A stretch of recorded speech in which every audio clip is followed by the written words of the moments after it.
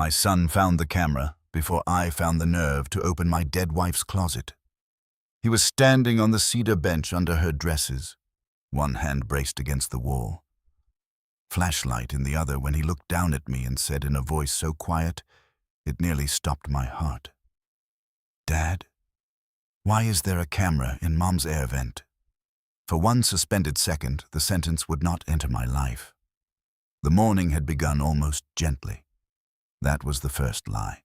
For 14 months I had been telling myself I would know when I was ready to go through Helen's things, not clear them out. That sounded like something people said after a tornado. I only meant begin.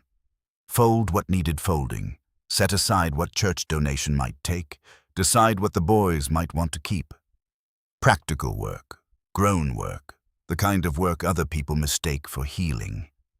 What it really means most of the time is that grief has gotten tired of looking obvious. I made coffee at 6:30 the way I always did and poured 2 cups before remembering there was still only one of me. That had stopped feeling sharp by then. It felt older, duller, meaner somehow. Not a stab, just an old habit opening onto an empty room. I poured the second cup back into the pot, rinsed the mug, and stood too long at the sink while the sun came through the maples out back and laid pale bars across the kitchen floor. The house looked respectable in the mornings. That had become important to me after Helen died.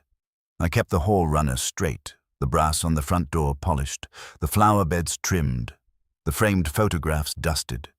The church ladies said the place always looked lovely when they dropped off casseroles that first winter, and I thanked them as if lovely was what I had been after. What I had really been trying to do was keep the house from looking abandoned while I was still living in it. Daniel came a little after 8 with a paper bag of donuts I had not asked for and would not touch until afternoon.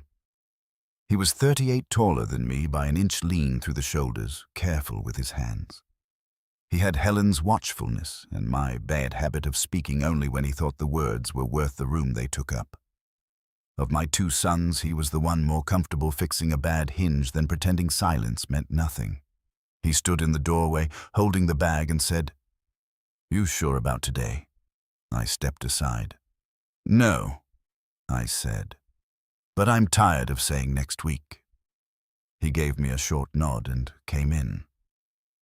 He set the bag on the kitchen counter, glanced at the coffee pot, and poured himself some without asking.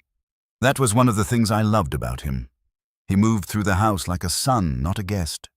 For a while we stayed in the kitchen and talked around the real thing, the gutters at his place, a leak under his downstairs sink, whether I had heard from Michael, whether the weather was finally turning. My older son lived 20 minutes away and called more often than Daniel did, but he had a practice, a wife, a calendar, and a way of sounding concerned that made concern feel like management. Daniel called less and showed up more. I had stopped measuring love by frequency a long time ago. When we finally went upstairs, I felt my chest tighten before my feet reached the landing. Our bedroom door was open. I still thought of it that way sometimes, our bedroom, even after more than a year of sleeping on my side of the bed with the careful stillness of a man who does not want to disturb someone who is no longer there. Helen's closet sat beyond the bathroom and the narrow dressing passage she used to call her little corridor, though there was nothing little about her appetite for order. Good hangers, cedar blocks, tissue paper folded and saved, winter things zipped into garment bags, shoes in their original boxes labeled in her neat hand. She was not fussy exactly. She simply believed that if a thing had served you faithfully, it deserved decent care in return. The room still held her way of thinking.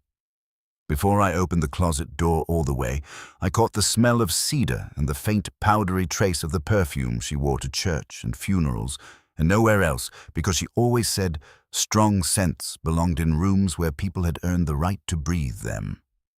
On cool mornings, if the house had been closed up all night, that smell seemed to drift out ahead of everything else.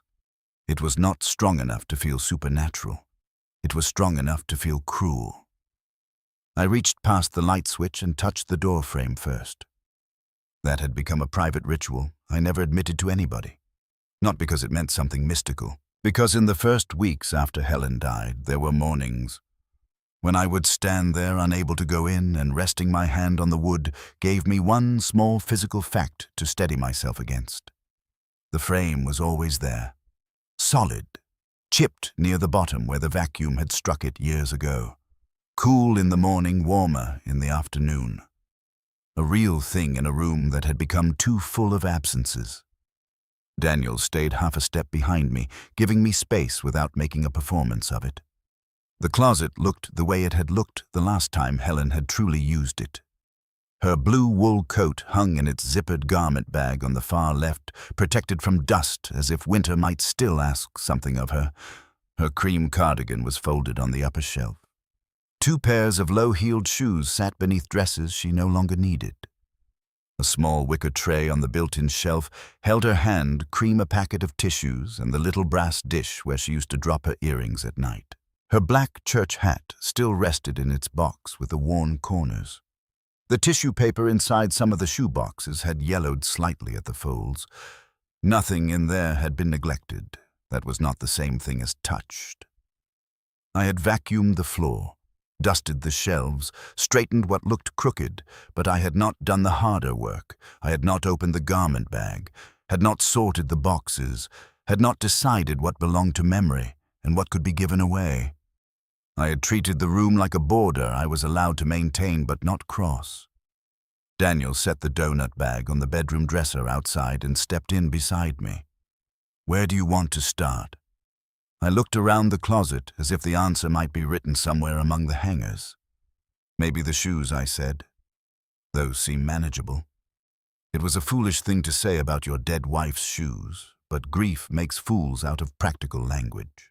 He crouched by the lower shelf and started lifting boxes down one at a time, setting them carefully on the bench by the wall. I stood by the hanging clothes and did the easiest work first.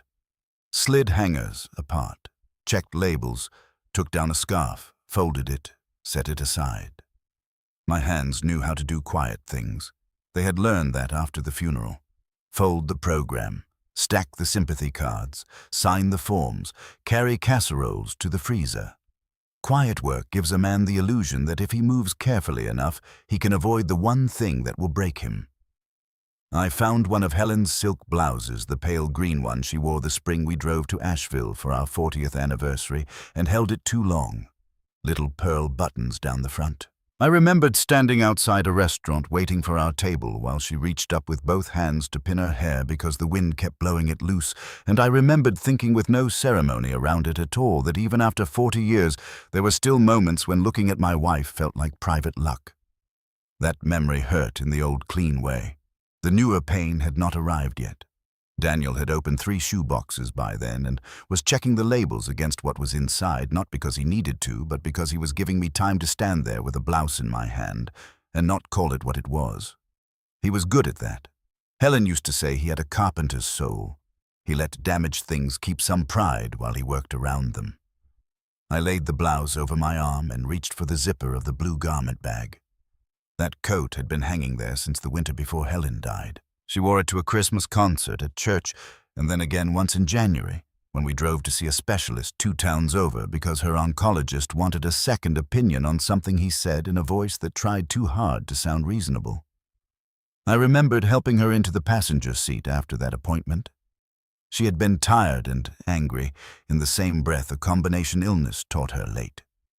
She pulled the coat tighter around herself and stared out the windshield nearly a minute before saying, "People keep talking around me like I'm furniture." I had asked, "Who?" She said, "Everyone who thinks management is the same thing as kindness." At the time, I assumed she meant doctors, maybe nurses, maybe all of us. I had put the car in drive and told her they were trying to help. She turned to look at me with a tiredness I can still see too clearly and said, "Sometimes helping is just another way of moving a person without asking." I did not know then how long that sentence would live in me. Daniel's voice came low from the floor.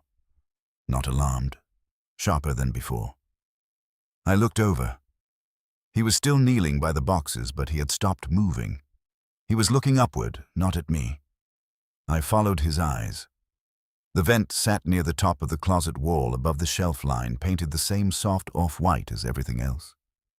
I had seen it 1,000 times and never once really looked at it. It was the kind of household thing that disappears into the idea of a room. A grill, a square for air, one more necessary shape in a house full of old systems. I did not know why Daniel was staring at it until he rose and stepped onto the bench to get closer. "What is it?" I asked. He leaned in. "That cover looks newer." I almost laughed then, not because it was funny, but because the human mind will cling to pettiness when terror first walks into a room. Newer than what? Then the wall around it. He squinted. "The screws don't match either." I set the blouse down and came closer. From where I stood, I could see what he meant only after he had already said it. The top 2 screws were a brighter silver than the lower 2. The paint line around the grill looked faintly broken, as if the cover had been removed after the wall was last painted and put back slightly off. Along one edge was a pale, clean border where dust had not settled evenly.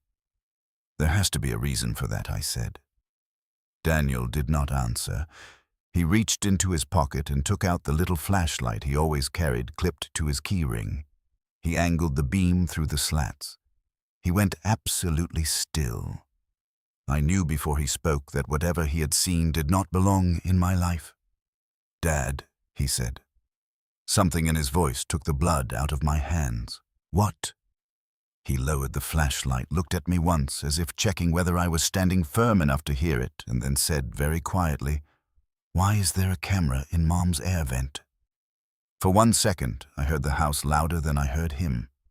The refrigerator downstairs cycling on, a truck passing somewhere out on Maple Street. My own breathing dry and shallow. The closet seemed to narrow around us. "That's not possible," I said. Daniel held out the flashlight. I did not want it. I took it anyway. My hands shook enough to make the beam jitter across the slats before settling. At first, I saw only darkness and dust. Then I tilted the light slightly upward, and there it was. A tiny dark lens set back behind the grill, no bigger than the nail of my little finger, tucked into shadow so neatly it had to have been placed by someone who understood exactly what angle would hide it. I lowered the flashlight at once, like a child dropping his eyes from something indecent. "No," I said. "No, that could be anything." Daniel's face had gone pale. "It's not anything. Could be some kind of sensor. In Mom's closet security, maybe." For what, I opened my mouth and found there was no sentence waiting. He climbed fully onto the bench, took a stubby screwdriver from the side pocket of the small tool pouch he had brought in from his truck because Daniel never came to my house without assuming I would ask him to tighten something, and looked down at me once. "I'm taking the cover off." "Wait." He stopped. I do not know what I meant him to wait for. Permission. Denial. Time enough for the world to rearrange itself into something survivable. I looked at the vent again, at the little dark eye behind it, and felt a coldness move through me that had nothing to do with fear yet. Fear would have been almost simpler. This felt closer to insult, a filthy insult laid across something sacred. "Do it carefully," I heard myself say. He unscrewed the brighter screws first, then the lower 2. The cover came away with a faint crackle where old paint gave up along one edge. He set it on the shelf and shined the flashlight inside again. The device was clipped to a small bracket. Wires ran back into the duct or the wall cavity behind it. I could not tell from where I stood. It was not large, but it was not improvised either. It had shape, intention, cold confidence. Not something a prankster would use, not something a contractor would accidentally leave behind, like a forgotten drill bit. "This isn't old," Daniel said. "How can you know that?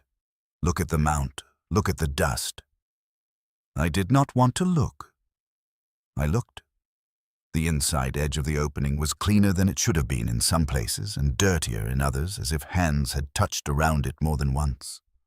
The bracket did not have the dull, settled look of hardware that had been part of the house for 20 years. There was dust caught near one wire, yes, but not enough to make it feel ancient.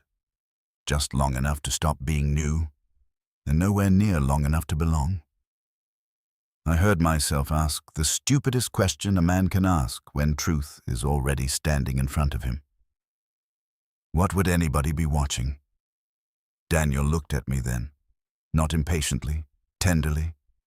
That was worse. I turned away before I had to see the answer in his face. The line of sight ran from the vent across the closet opening toward the place Helen would stand to dress, then outward enough to catch part of the bedroom and the path into the bathroom.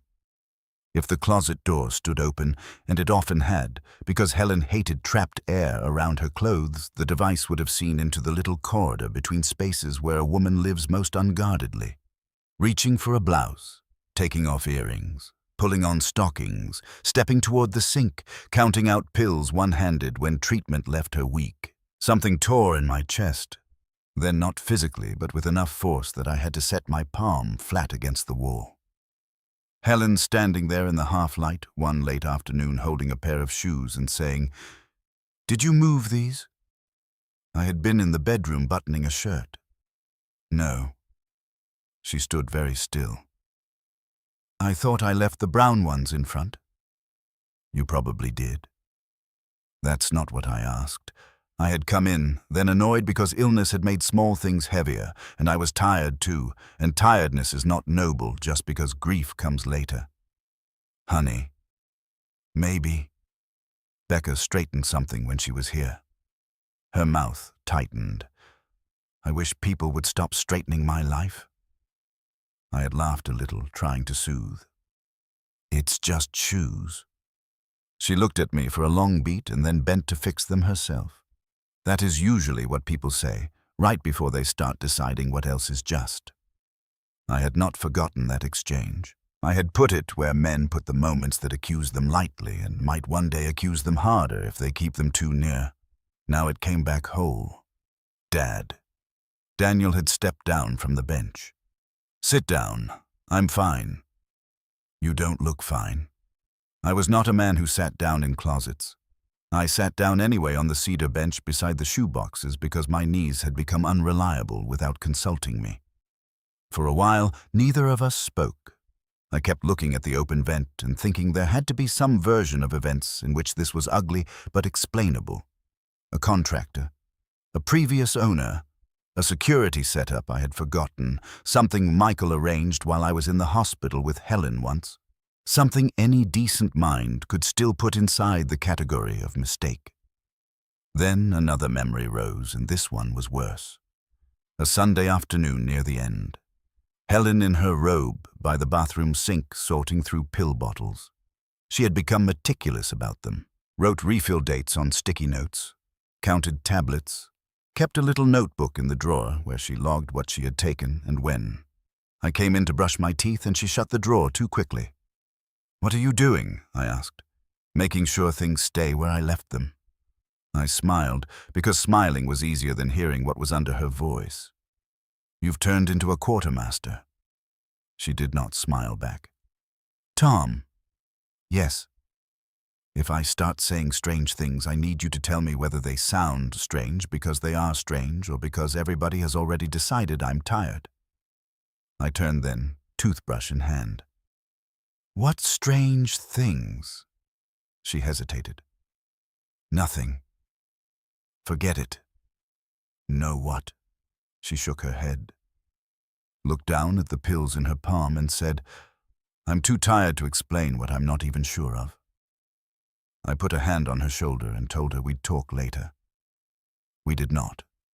I stood too fast from the bench and had to catch myself on the shelf. Daniel said, "Dad, I know what you're thinking." "No," he said. "I don't think you do." I looked back at the camera. "You think someone was watching her. I think someone put a camera in Mom's closet. That's not a theory. It's right there." I shook my head. "There has to be an explanation." "There may be," he said, "but it isn't going to be a good one." The plainness of that landed harder than alarm would have. We moved out into the bedroom after that because staying in the closet felt impossible and leaving it entirely felt worse. Daniel carried the vent cover and set it on the dresser with absurd care. I stood at the foot of the bed looking around the room I had slept in for 42 years and could not stop imagining sightlines. Where the bed had been, where Helen changed clothes on tired nights because she no longer had the strength to go back and forth between closet and bathroom, where she sat in the armchair by the window with a blanket over her knees, reading until the words blurred. "This wasn't for security," Daniel said behind me. I did not answer. "It's aimed too low and too inward," he said.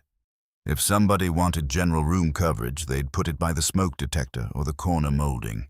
Not in there." "You sound very sure." "I am." I turned to look at him. "Since when are you an expert on hidden cameras?" He flinched, not at the question, but at the way I had asked it. I heard my own voice too late. Sharp, defensive, smaller than the moment deserved. "I'm not," he said. "I'm just not stupid." The shame of that hit me because it implied what I had already begun to fear, that only a stupid man would still be trying this hard, not to see what was in front of him. But I was not stupid. I was something worse. I was loyal to the old shape of my life. "We're not calling anybody yet," I said. Daniel stared at me. "Why not?" "Because I'm not dragging the whole family into something before I know what I'm looking at." "We know what we're looking at. We know what it appears to be." His jaw tightened. "Dad?" "No." I reached for tone, for order, the way I used to in the classroom when boys tried to let emotion outrun fact. "No. We are going to move carefully." He looked back toward the closet. Who else had access in there? That question changed the air. I thought of names as if pulling them from a drawer that had not been opened in too long. Michael. Becca. Marisol, the home health aide who came twice a week near the end. A cleaning woman Helen dismissed after 2 visits because she did not like strangers handling her drawers. Nurses. My brother once or twice, though never alone and never long. A handyman who replaced the hall light fixture the summer before she died. The HVAC company that serviced the upstairs unit. Daniel himself on the few weekends he came to help with repairs. And me. Too many, I said. Who had reason? No one has reason for this. Daniel did not argue. He knew better than to push facts against a man who was still trying to keep his wife's humiliation from acquiring a name. Then he said more gently, "Then we start with what can be checked." I nodded because that sounded like work, and work was still the only bridge I trusted. We went downstairs to the den because that was where the house files lived. Helen had managed that room long before she got sick. Filing cabinet on the left, desk drawers by category, warranties in one folder, insurance in another, utilities, taxes, medical bills, church giving, furnace maintenance, appliance manuals. She believed paperwork should never make grief harder than it already was. After she died, I found the life insurance policy in exactly the envelope she said it would be in, with a clipped note reminding me which attorney had drawn up our wills 10 years earlier. Her handwriting on that note had looked calm enough to make me sit down before reading the rest. Now I pulled open the drawer marked House, while Daniel stood beside me, and my hands felt clumsy in a room where hers had once seemed infallible. There were maintenance receipts, appliance service dates, the annual termite inspection, a plumbing bill from 2 summers ago, furnace work, gutter replacement, a neat chronology of ordinary ownership. I found the HVAC folder and laid its contents on the desk. "Anything around?" Daniel paused. "How long do you think that thing's been there?" I almost said I didn't know, but the true answer was worse. Long enough to matter, long enough to make memory dangerous. We checked dates around Helen's last year. Spring tune-up, filter replacement, no cool service call in August. Then a single invoice on cream paper that did not look familiar to me at all. I stared at it before I truly read it. The service date was from 11 months before Helen died. During a week, I had driven upstate to spend 2 days with an old college friend whose wife was in memory care. Helen had urged me to go because she said one of us should still see what honesty looks like. I had laughed and told her I'd be back before she had the chance to miss me. Becca had checked on her that week. Michael, too. Daniel had called from Denver, where he was on a long project. Marisol had one of her regular visits. At the time, it had all seemed normal enough. The invoice listed a return vent inspection and adjustment for the upstairs master suite. "Do you remember this?" Daniel asked. "No." I looked at the approval signature line. It said, Helen Whitaker, in a hand that looked almost right until it didn't. The H too tall, the final K over careful. Like someone trying to reproduce steadiness rather than writing naturally with it. My scalp prickled. Daniel leaned closer. "That's not Mom's signature. She may have been tired." "Tired doesn't change your whole hand." I said nothing. There was a customer contact field in the upper right corner. A phone number printed there. I knew the last 4 digits before my mind finished reading them. I knew them because I had dialed them 100 times over Sunday dinners. Thanksgiving plans, pharmacy questions, and once when Michael forgot his suit jacket in my hall closet before a funeral. Becca's cell number. For a long time, neither of us moved. The den had never felt small to me before. It felt small then. Daniel looked from the invoice to me and back again. Dad. I kept staring at the number, willing it into coincidence. Clerical error, shared contact, a harmless request made on Helen's behalf because she mentioned dust or airflow or some ordinary thing no one remembered later. But the room upstairs was wrong, the vent was wrong, and now the paper was wrong too. I heard my own voice come out low and strange. "Maybe she called them for your mother." Daniel did not say anything. That silence was answer enough. I looked at the false signature again, at the neat lie of it, and felt the house shift under me in a way no earthquake ever could. Not a shaking, a rearranging, as if every room had moved half an inch off where I thought it belonged. Daniel put one hand flat on the desk between us, not touching me just there.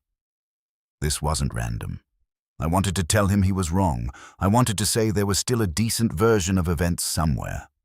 That families did not do this. That my house did not do this. That Helen had not stood inside a danger I failed to name. Instead, I kept looking at Becca's number printed cleanly at the top of that invoice and understood with a chill that reached farther than fear that the camera in my wife's closet might not have been the whole secret. It might only have been the first thing we were never meant to find. Daniel took the invoice out of my hand, like he was afraid I might crush it without meaning to. He read it once, then again, then laid it flat on Helen's old blotter and pressed his fingertips to the corners so it would stop curling upward. The gesture was practical enough to make me angry. There could still be an explanation, I said. He did not look up. "You've said that." I heard the weakness in my own voice and hated him for hearing it too. The den smelled faintly of dust-old paper and the lemon oil Helen used on the filing cabinet every winter. She used to say dark wood collected sadness faster than anything else in a house if you let it go dull. There were still small signatures of her all over that room once you knew where to look. The brass letter opener beside the pen tray, her neat labels in the hanging folders, a church bulletin tucked under the desk pad from 2 Easters before she died, because she had used the blank back to write down the phone number of a woman whose grandson needed help in history. I stood at the edge of the desk and stared at the invoice, while Daniel held it still. The date was wrong. The contact number was wrong. The signature was wrong. None of those things by themselves felt impossible. Together they felt like the beginning of a language I'd spent 14 months refusing to learn. "Maybe she asked Becca to handle it," I said. "Your mother might have mentioned a draft or dust, and Becca called somebody while I was gone." Daniel finally looked up. "Then why fake Mom's signature?" I opened my mouth, closed it, and gripped the back of the desk chair because the room had begun to feel unsteady again. "She could have signed it herself," I said, though there was no conviction left in it. "That isn't her hand. She was tired." "That isn't tired, Dad. That's different." His tone was still controlled, but I could hear the strain under it now. Daniel was not a man who enjoyed winning an argument against his father, especially not one like this. I stared at the printed number until I could almost see Becca's face in it. Her smooth concern, her hand on your forearm when she wanted to guide both the conversation and your body at the same time. Her habit of saying, "Let me take care of that," in the tone people mistake for kindness, because they are relieved when someone else volunteers to be competent. I had found it comforting too. That was what made the desk feel dangerous under my hand. "We're not calling Michael yet," I said. Daniel's jaw shifted. "Why not?" "Because I'm not accusing his wife of anything on the basis of one invoice and a camera we haven't even had looked at. It's not one invoice. No. It's one invoice and something an event we don't understand." He stepped back from the desk like he needed the distance to keep from saying something sharper. "You think I want to be right?" I said nothing. "Because I don't," he said. "I want this to be some stupid explanation, some liability thing, some old security setup, some nonsense that makes no sense but isn't what it looks like. I'm not doing this because I enjoy being right." I knew that. What I could not bear was the other thing I knew. If he was right, then the last year, and maybe more than the last year, had not merely been sad. It had been contaminated. He glanced toward the den doorway, then back at me and lowered his voice. "You can keep saying wait, but if this is tied to somebody inside the family, waiting helps the wrong person." That whisper hit harder than if he had shouted. I glanced instinctively toward the hall, though no one was there. That was new. The house had always absorbed private conversations. That was part of the comfort of old homes, built before anyone cared about open plans and floating kitchens and walls thin enough to share the neighbor's television. Ours had doors, weight to it, rooms that let people keep their dignity. Standing there with the invoice on Helen's blotter and my son whispering because the danger might have somebody's name attached to it, I felt that same privacy turn on me. "Don't," I said. "Don't what?" "Don't whisper in this house like that." He looked at me a long second and then nodded once. Not because he agreed, because he understood more than I wanted him to.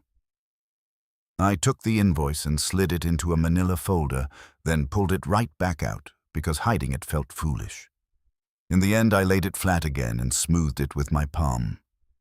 "We go one thing at a time," I said. "No calls to Michael, no calls to Becca. We search the room properly.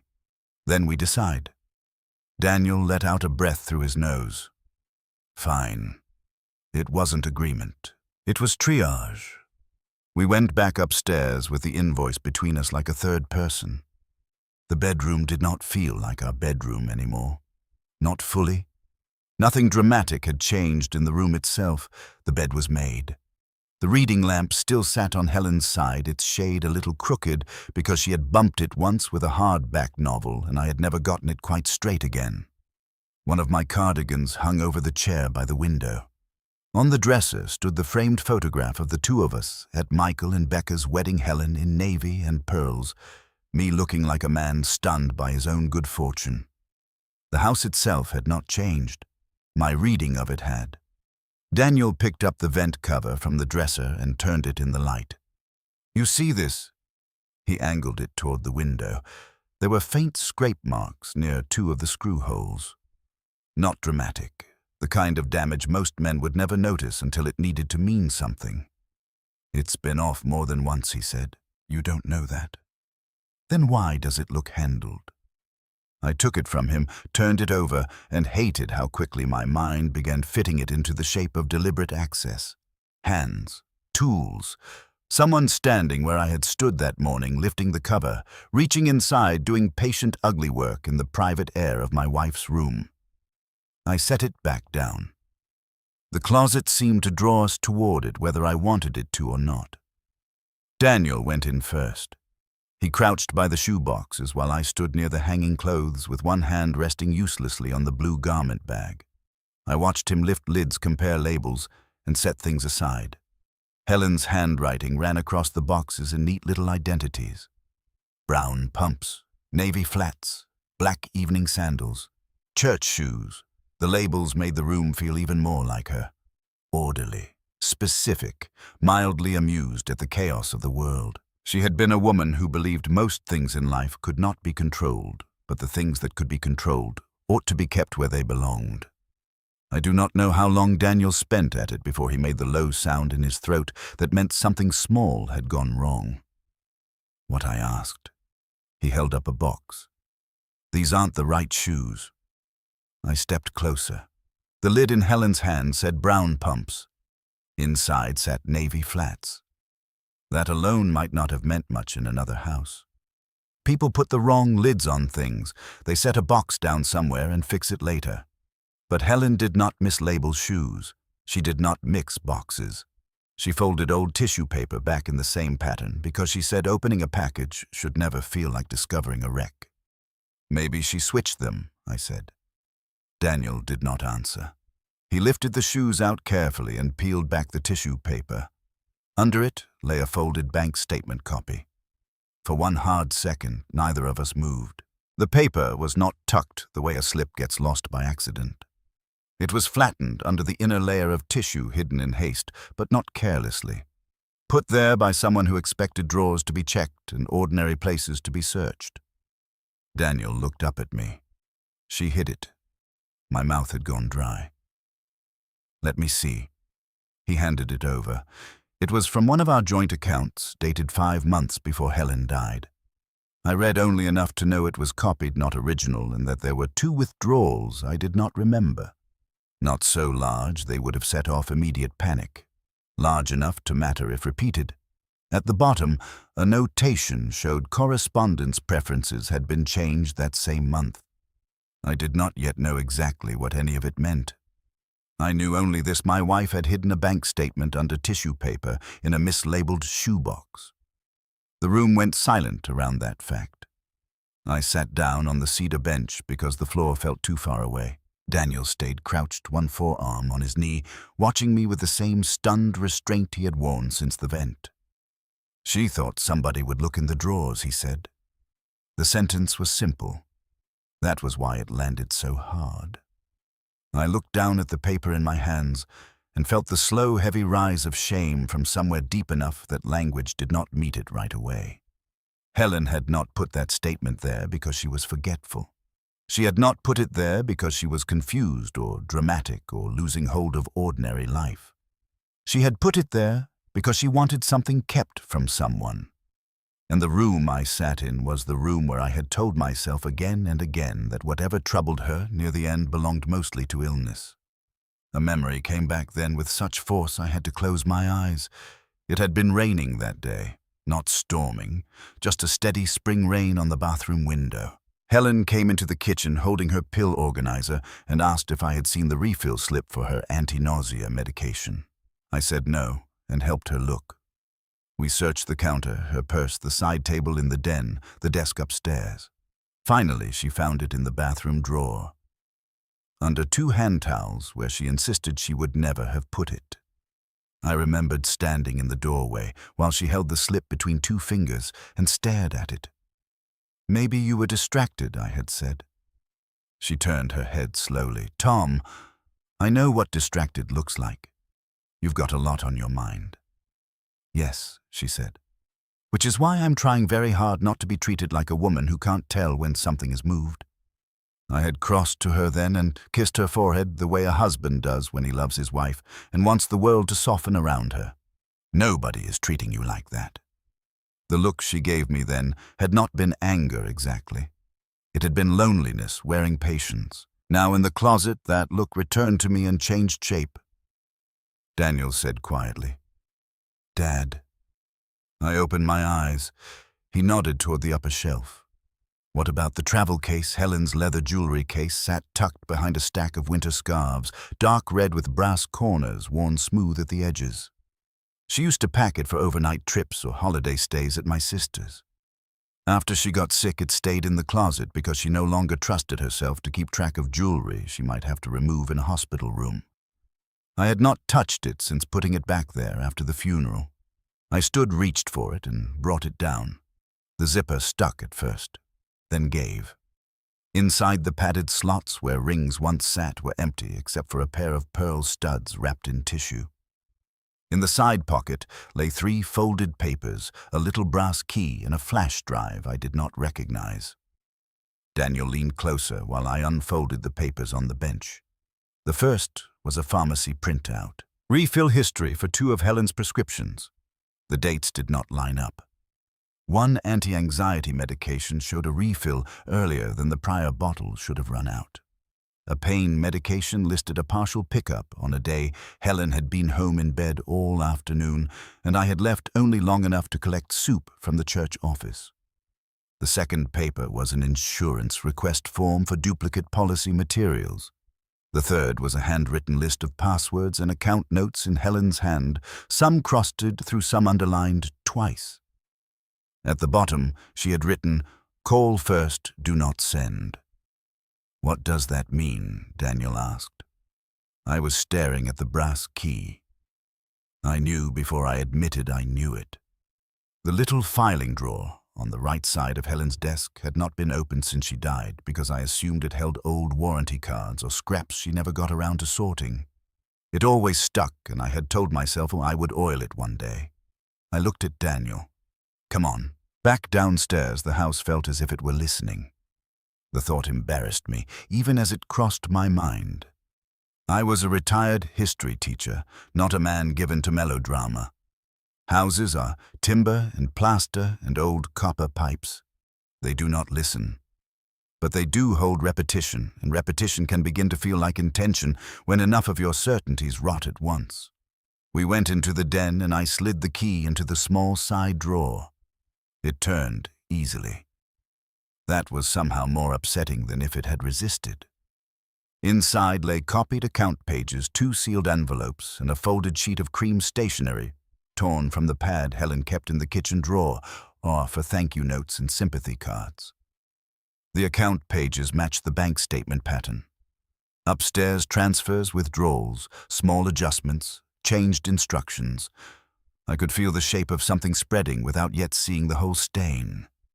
My hand shook when I unfolded the note. It was not dated. Helen's handwriting was smaller than usual, tight but still unmistakably hers. "Tom, if I am wrong, I will feel foolish, and I can live with that.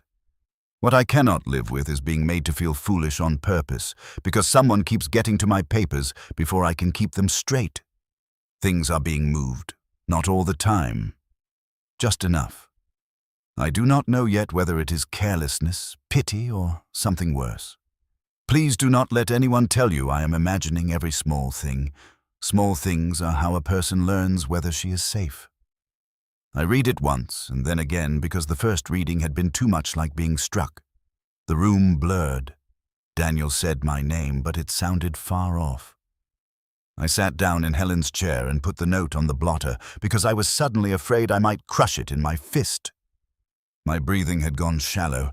I did not cry, not at first. It was worse than crying. It was the feeling of something giving way inside me that had believed itself load-bearing for 42 years. Please do not let anyone tell you I'm imagining every small thing. I remembered telling her everyone was tired, that she needed to rest, that Becca meant well, that stress made details slippery. I remembered saying once when she complained the bathroom drawer did not feel right.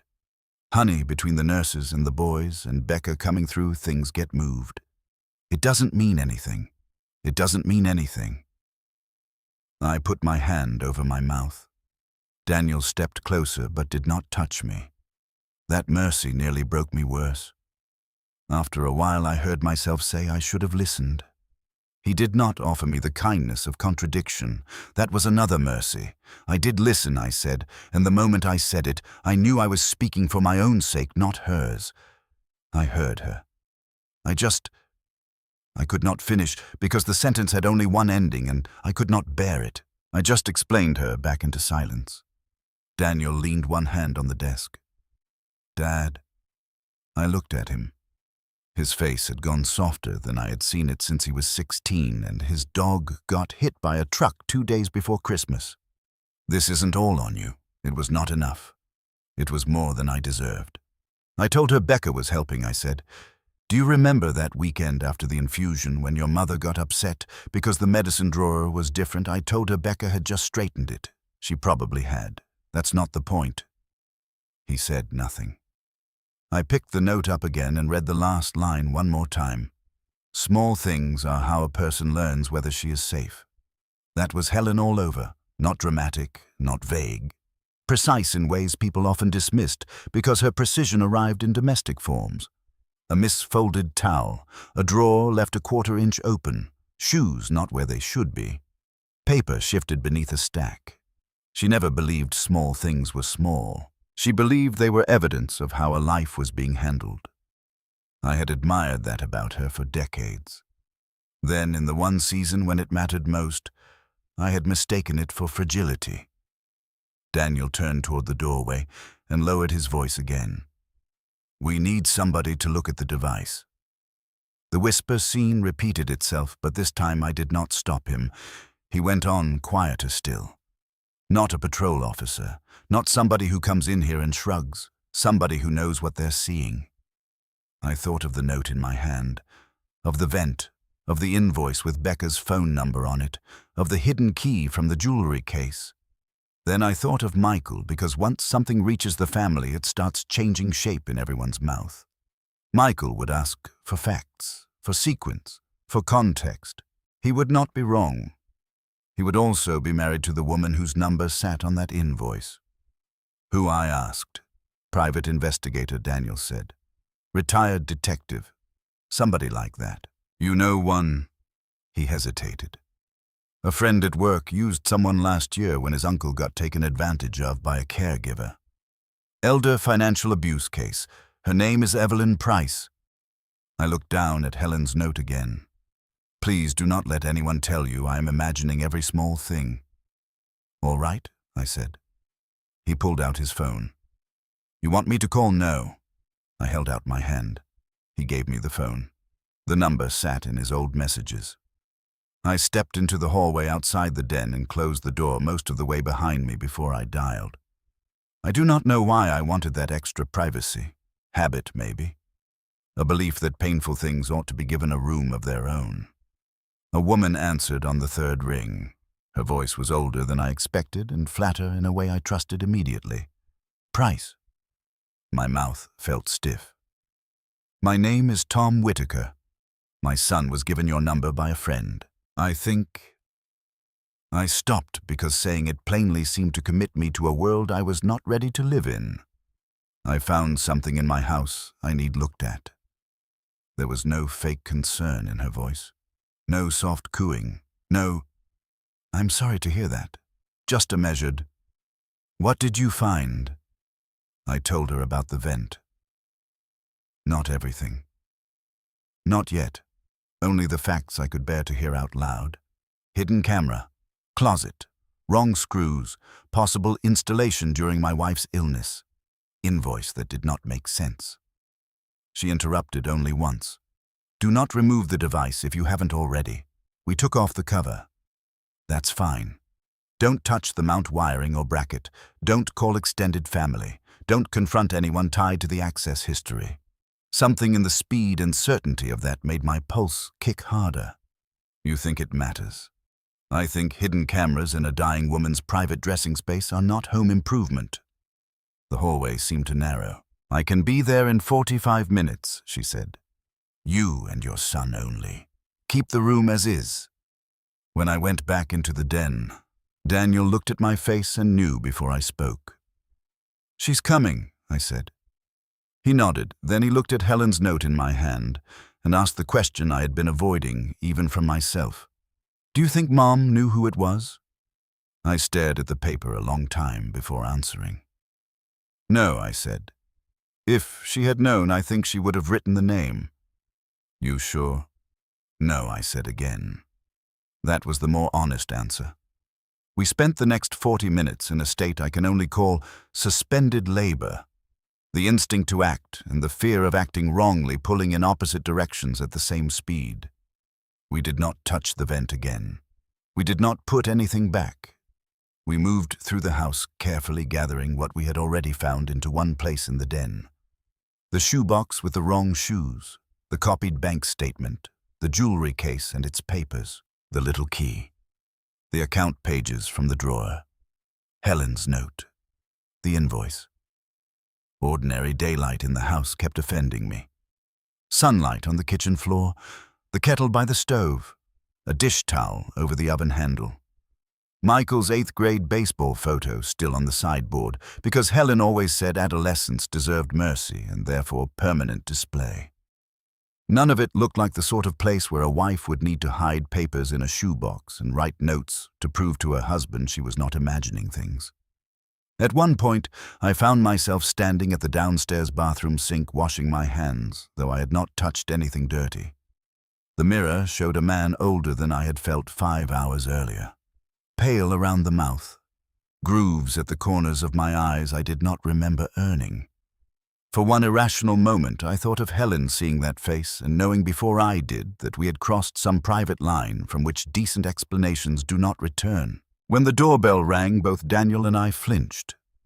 Evelyn Price was shorter than I expected and built compactly with a plain brown jacket, practical shoes, and silver hair cut close enough to stay out of her way.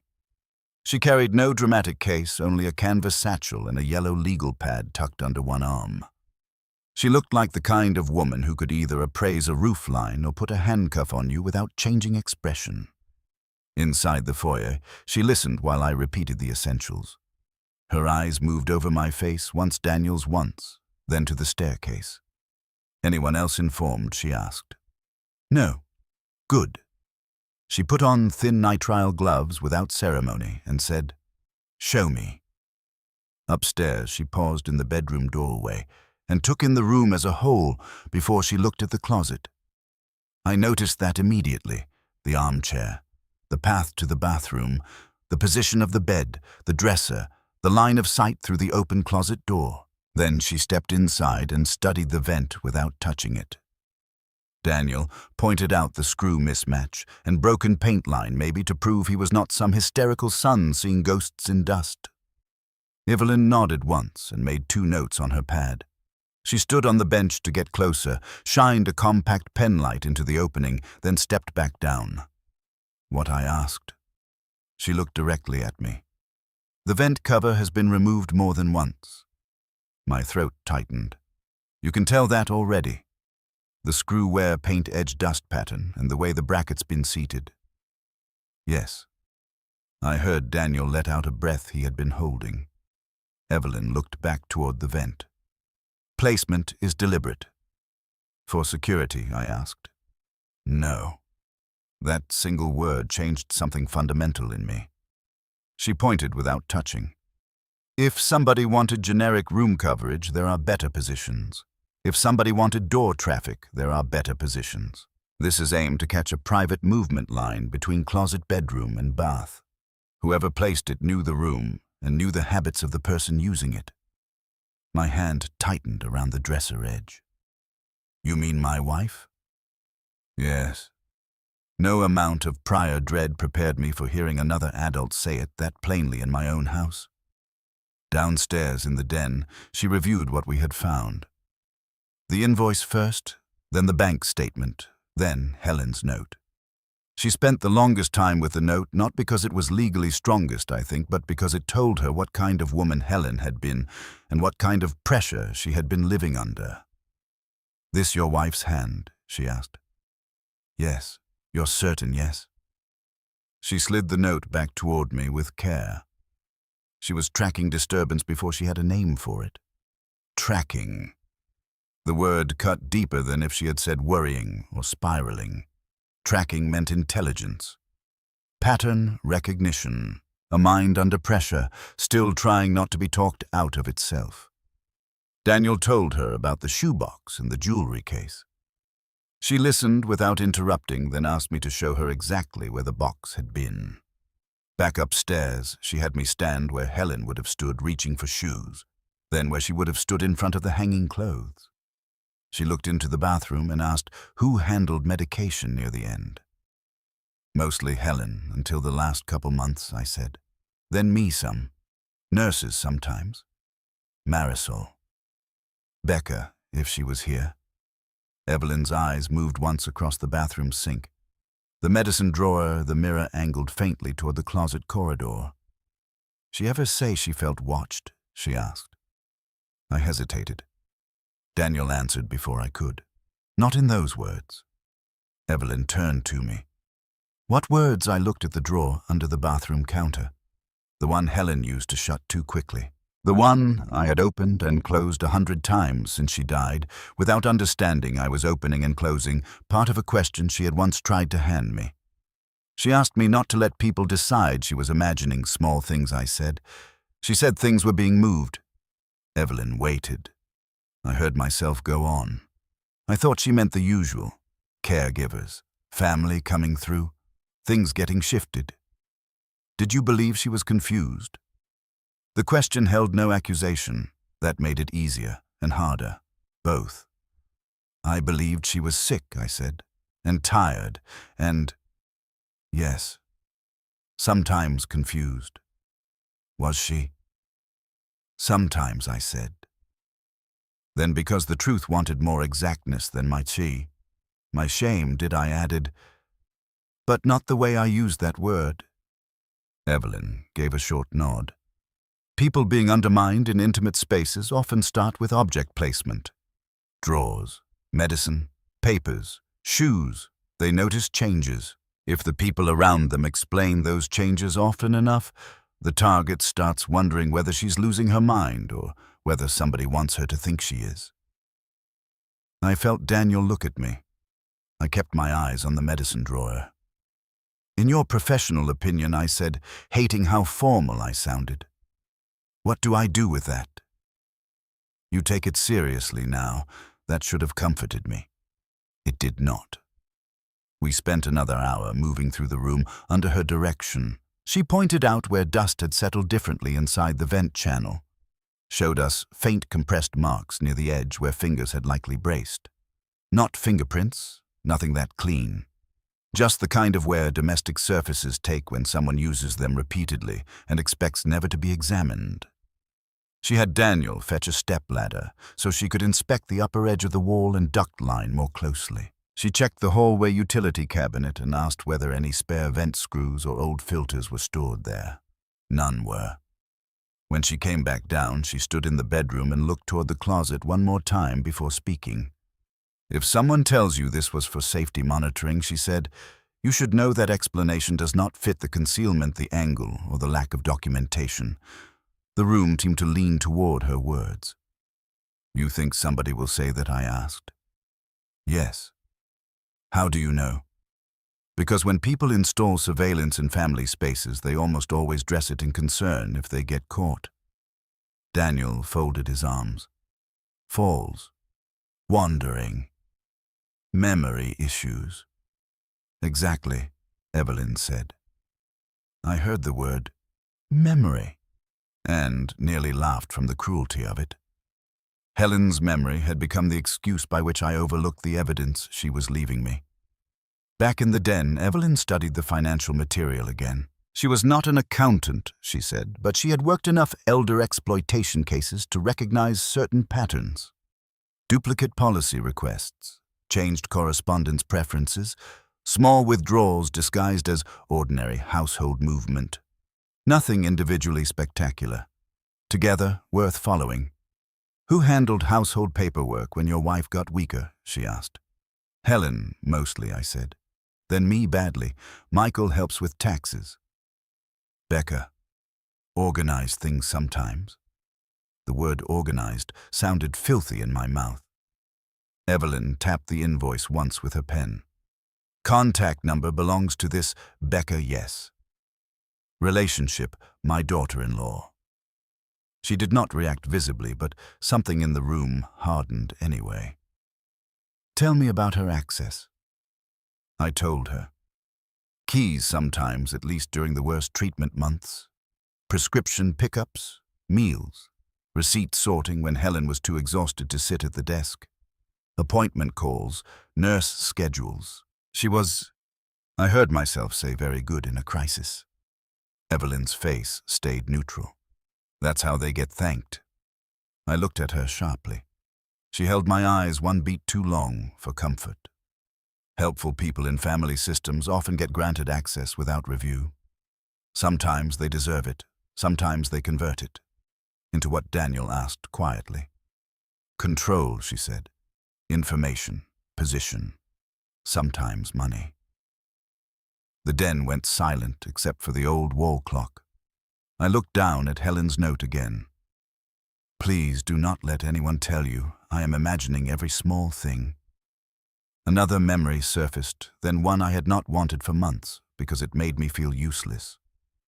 Becca had come over one Wednesday afternoon with soup and a notepad and 3 highlighters because she had always been that kind of woman, organized enough to make disorder feel like a moral failing. Helen was in the armchair by the bedroom window, tired from treatment, and Becca stood at the foot of the bed, sorting mail into stacks. Medical, insurance, church, household, trash, helpful, efficient. I had stood in the doorway and felt grateful. Then Helen said too lightly, I can sort my own mail. Becca smiled without looking up. I know, I'm just helping. Helen's smile back had gone thin. I didn't ask for this part. You don't have to ask for every little thing. I remember stepping in then and saying, Becca, you don't need to do all that. She had laughed. Somebody does. And I, trying to ease the moment, said the sentence that came back later to accuse me in pieces. Let her, honey. It's one less thing. Helen had let her. But the look she gave me after Becca went downstairs with the trash bag had not been gratitude. It had been that same loneliness, wearing patience. Now, in the den, that memory changed shape so completely, it left me cold. Evelyn closed her pad. Here's where we are. The surveillance was intentional. The room placement was intimate. Your wife was documenting object disturbance and paper access. The financial material suggests someone may have been using proximity to monitor and possibly manipulate records. I can't tell you yet how far that went, but I can tell you this wasn't random and it wasn't protective in any ordinary sense. I sat very still. Daniel asked, What now? Evelyn looked at me, not him. Now you stop asking whether your wife was imagining trouble and start asking who benefited from her being treated like she might be. That sentence hit me harder than the camera had. Because the camera was hardware. This was an accusation against my whole way of surviving her last year. I heard my own voice come out almost hoarse. If this is what it looks like, if somebody was watching her and moving things and getting to her papers.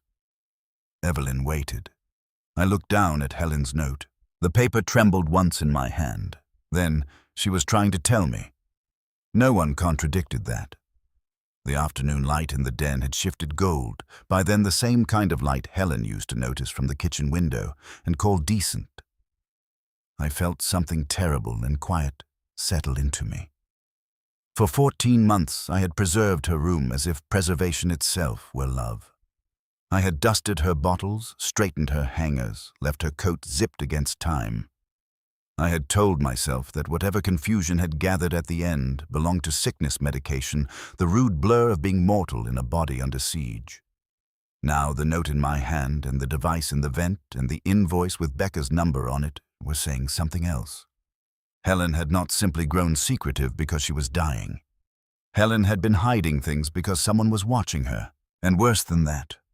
Worse in a way that split me cleanly in two. She may have spent some part of her last months learning that inside the house where I slept beside her, she was not fully safe. I read the note one more time, her small, tight handwriting, trying so hard not to sound like panic, and understood with a chill that seemed to move through the whole house at once that my wife had not died, merely tired, medicated, and confused. She had died under pressure, and somebody had taught that pressure to call itself help. I kept Helen's note in my shirt pocket for the rest of that day. Not because it was safe there. Nothing felt safe anymore. I kept it there because I could not bear to leave it lying on a desk while other people touched the house. The paper rested against my chest, light as a church bulletin and heavier than anything I had carried since the morning they rolled Helen's bed down the corridor and asked whether I wanted one more minute alone. Evelyn left near dusk with copies of the invoice, the bank statement, and the insurance form. She took photographs of the vent, the screws, the closet, the note, the jewelry case, the locked drawer, the inside of the bathroom medicine cabinet. At the door, she repeated what she had already told us once in the den. Do not talk to anyone. You do not have to do. Not give away what you know, and do not mistake calm people for harmless people. Folks who live by managing appearances don't always panic, she said. They edit, they explain, they get ahead. Then she looked at me in that flat, unsentimental way of hers and added, "Whoever did this counted on your decency. Don't confuse that with your fault."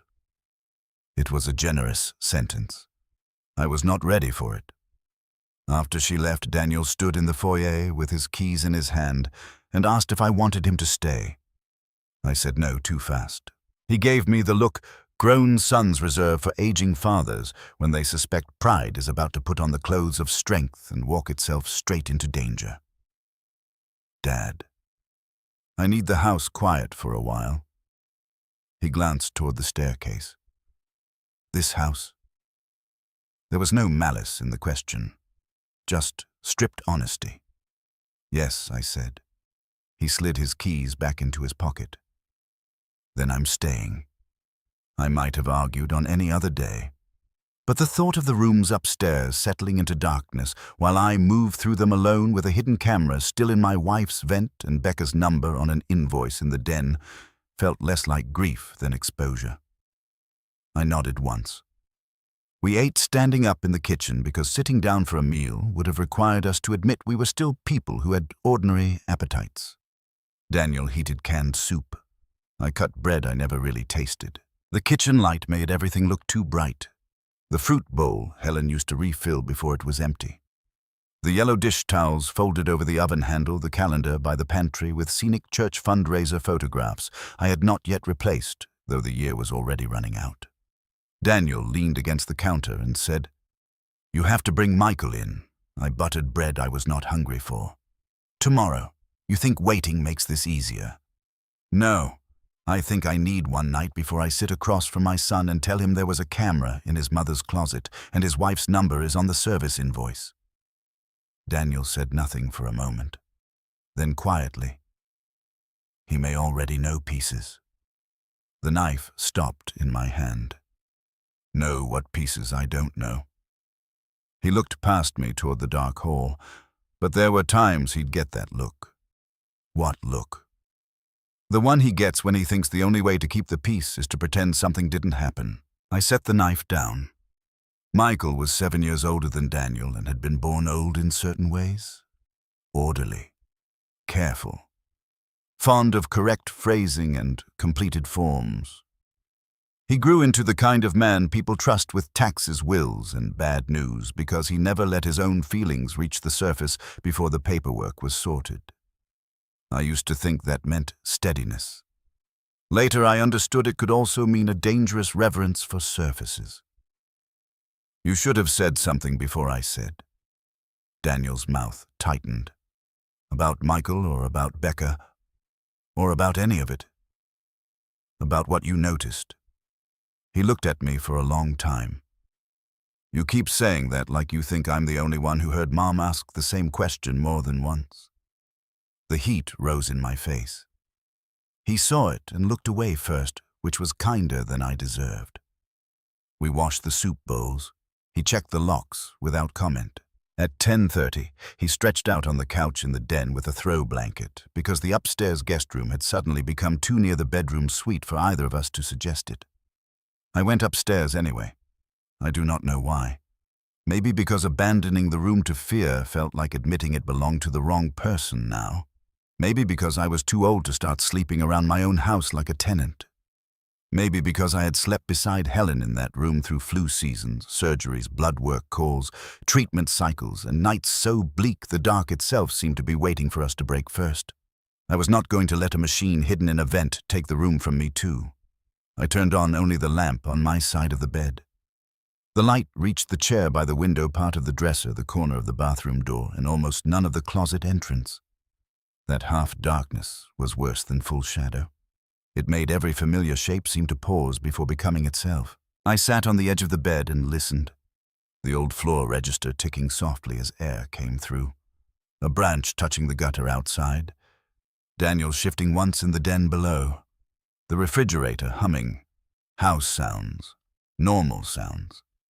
Except the house no longer felt normal because every sound now had to pass through the possibility that someone had stood where I was standing and done patient, ugly work slowly enough to believe they would never be caught. The worst terror of that night was small. I had just undressed to my undershirt and trousers when I crossed the room to shut the bathroom door. Helen used to sleep with it partly open because the little night light in there kept the room from feeling closed in during treatment weeks when she woke, confused and dry-mouthed and half sick before she knew where she was. I touched the edge of the bathroom door and looked up at the mirror over the sink. In it, I saw the dark rectangle of the closet opening behind me. For half a second, I had the hideous sensation of being watched from there. Not by memory, not by a ghost, by a machine with no shame. My entire body went cold. I stood absolutely still with one hand on the door and looked into the mirror because turning around felt too much like surrender. The line from mirror to closet, to the place Helen would stand to fasten a bra or count out pills or reach for a robe seemed to lay itself over the room like something drawn later by a prosecutor to explain a crime. I shut the bathroom door hard enough that the latch clicked louder than it should have. That was when I understood the house had changed categories. Not in some legal sense yet, in a bodily one. My movements inside it were no longer innocent. I had begun imagining how the rooms could be used against the people living in them. I did not sleep much. At 6, I rose, shaved, put on a clean button-down, and took Helen's note from the nightstand where I had laid it before bed. I read it once in the thin morning light and tucked it back into my shirt pocket. Daniel was already awake downstairs, sitting at the kitchen table with a mug of coffee and the account copy spread before him in 3 neat stacks. That alone told me how far we had moved in a single day.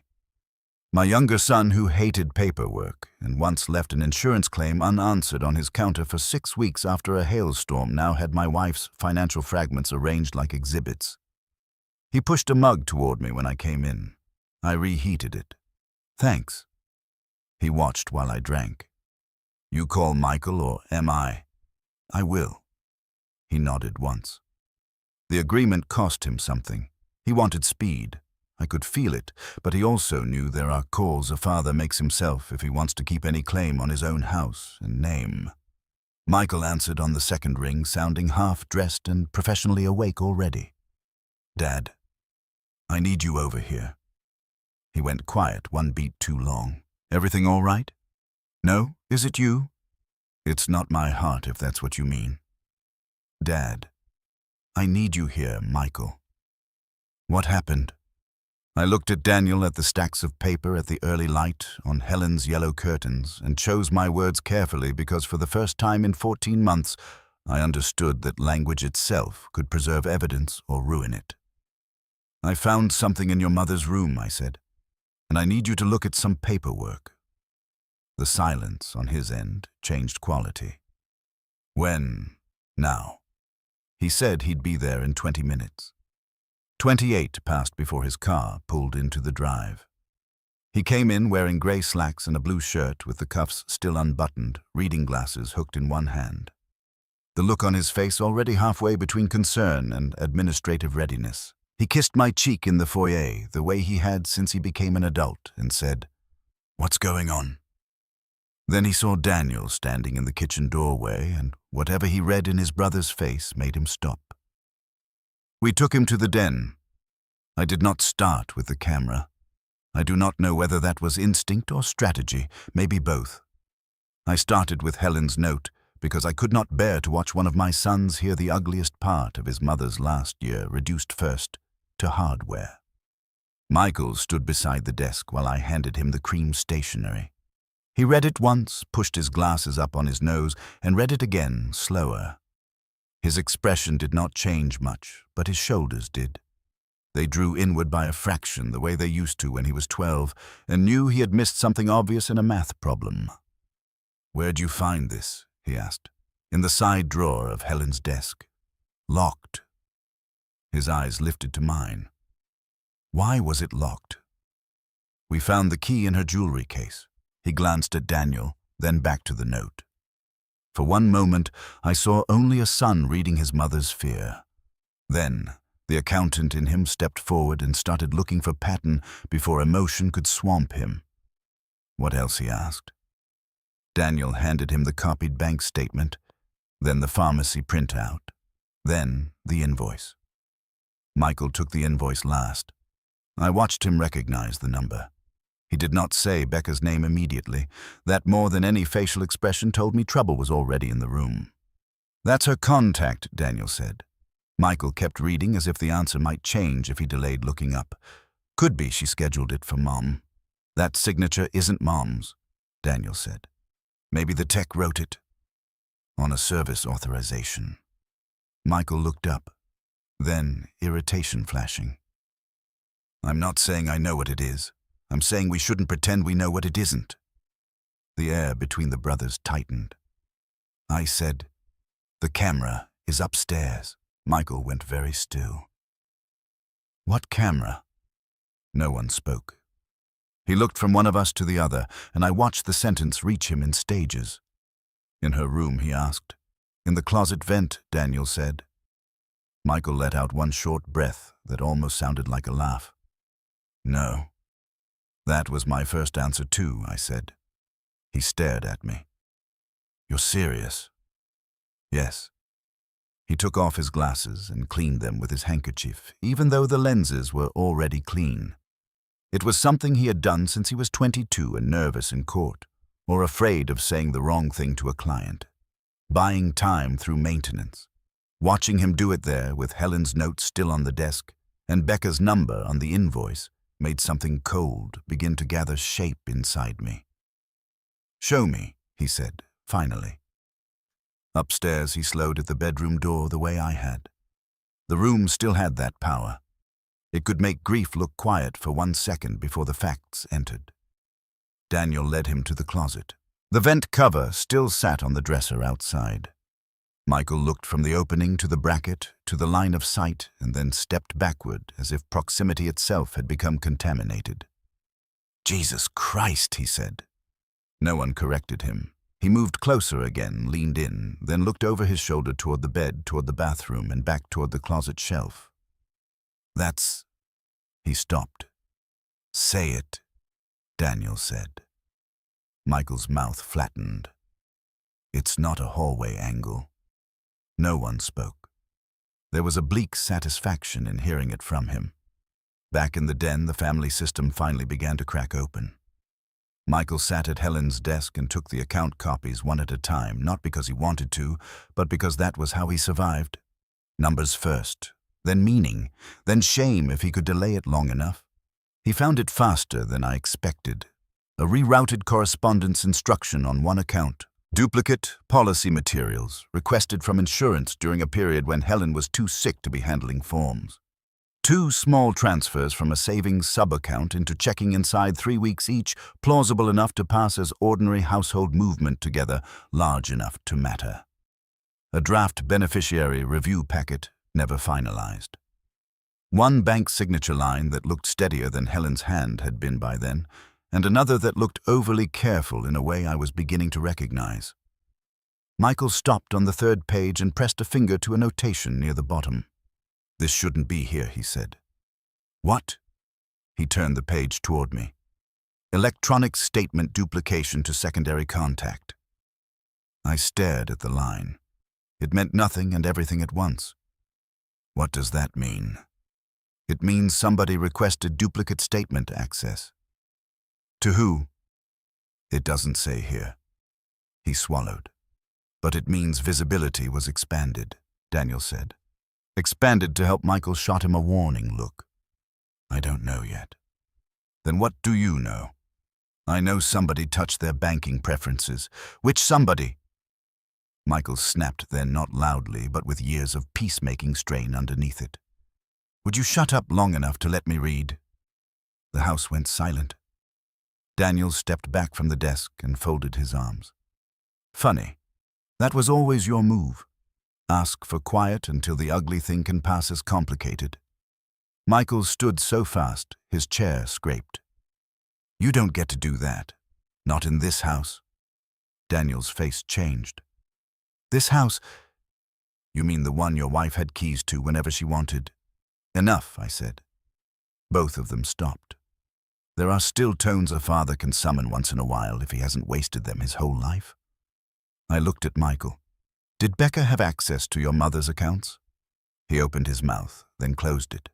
That silence was worse than any answer. Michael. She helped organize things, he said carefully. Sometimes, bills, medical mail, insurance packets. Mom would get overwhelmed. Did she have access? I don't know what you mean by access. The fury in me sharpened. I mean, could she see the papers, handle the papers, move the papers, request the papers, sign for the papers, schedule the men who came into this house and touched the systems around your mother while I was gone, and she was sick? Michael went pale, not from my volume, I was still speaking quietly, but because the room had stopped, letting him hide inside generalities. She was trying to help, he said. The sentence hung there like bad air. Daniel let out a sound that was almost a laugh. There it is. I turned on him before the fight could widen. Not another word unless it moves us forward. He looked away but stayed. I faced Michael again. How much did you know? He sat down slowly. Not this. That isn't an answer. His voice went low. I knew Becca was handling more than Mom liked sometimes. I knew Mom bristled when things got sorted without asking. I knew there were days she'd say something was moved and Becca would say she was just keeping the room from getting chaotic. I thought... He stopped. What I thought everybody was under pressure. The old lie. The one I had used too. The difference was that he was looking at his father while saying it, and we both knew exactly how thin it sounded now. Daniel said, "You knew she had too much access." Michael rubbed a hand over his mouth. I knew she had access. I didn't think... No, I said. You didn't want to think. That landed. He looked at me with a misery that would have softened me on any other subject. Dad, you let your wife become gatekeeper in your mother's illness. She was organized. That is not a moral defense. He closed his eyes briefly, and in that moment, the deeper betrayal came clear. Not only Becca's hand in the house, but Michael's weakness, wearing the face of reason. He had not built the trap. He had normalized the wires around it. The doorbell rang. All three of us froze. Nobody had called ahead. Daniel moved first. He stepped into the hall and looked through the sidelight beside the door, then turned back to us with an expression so flat it was almost blank. It's Becca. I felt the house contract. No one spoke. We didn't need to. We all understood at once that whatever instincts had kept us moving carefully the last 24 hours had run out of time. Something in the family current had shifted enough for her to feel it. Michael half rose from the desk. I didn't tell her. Daniel said, "Maybe your face did." I stood. No one says anything until I do. Then I walked to the front door and opened it. Becca stood there holding a paper grocery sack and wearing the exact expression I now understood had bought her years of unearned trust concern arranged carefully enough to look spontaneous. Hair smooth, eyes narrowed just slightly in sympathy. A cardigan over a blouse that said, "I'm here to do what others forget to do." "Tom," she said softly. Michael left in a hurry, and he didn't answer my texts. I thought I'd bring lunch. She lifted the bag a little like innocence came in deli containers. For 1 second I saw every version of her I had ever welcomed into this house. Thanksgiving foil pans, pharmacy pickups, sympathy flowers, the woman who remembered every specialist's name and every refill date, the woman I had praised once in Helen's hearing by saying, "We're lucky to have somebody who can keep track of all this." I stepped aside because I wanted to see what she would do inside. She came in with the easy familiarity of a person who had never had to wonder whether she belonged. Her eyes flicked once to the den, once to the staircase, once to Daniel standing near the hall table, once to Michael visible in the doorway behind him. The whole assessment took less than a second. "What happened?" she asked. No one answered, so she filled the silence the way she always had. "Is your blood pressure up again, Tom? You look pale." She moved toward the kitchen. Let me put this down. I got the chicken salad you like. Not you liked. Like. Present tense. That was one of her strongest skills, continuity, using familiar domestic language to settle people before they noticed they were being guided. As she passed the sideboard, she straightened a picture frame that did not need straightening. I had seen that gesture 100 times. Helpful, efficient, mildly fussy. In that moment, it looked like territorial marking. "I'm fine," I said. She turned with the grocery sack still in hand and looked from me to Michael. "Then why is everyone acting like somebody died again?" The line was too perfect to have arrived without practice. "We found something upstairs," I said. The sack lowered a fraction.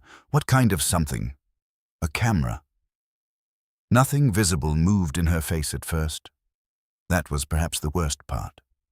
She did not gasp, did not recoil, did not ask what camera the way an innocent person standing in her father-in-law's foyer would have asked.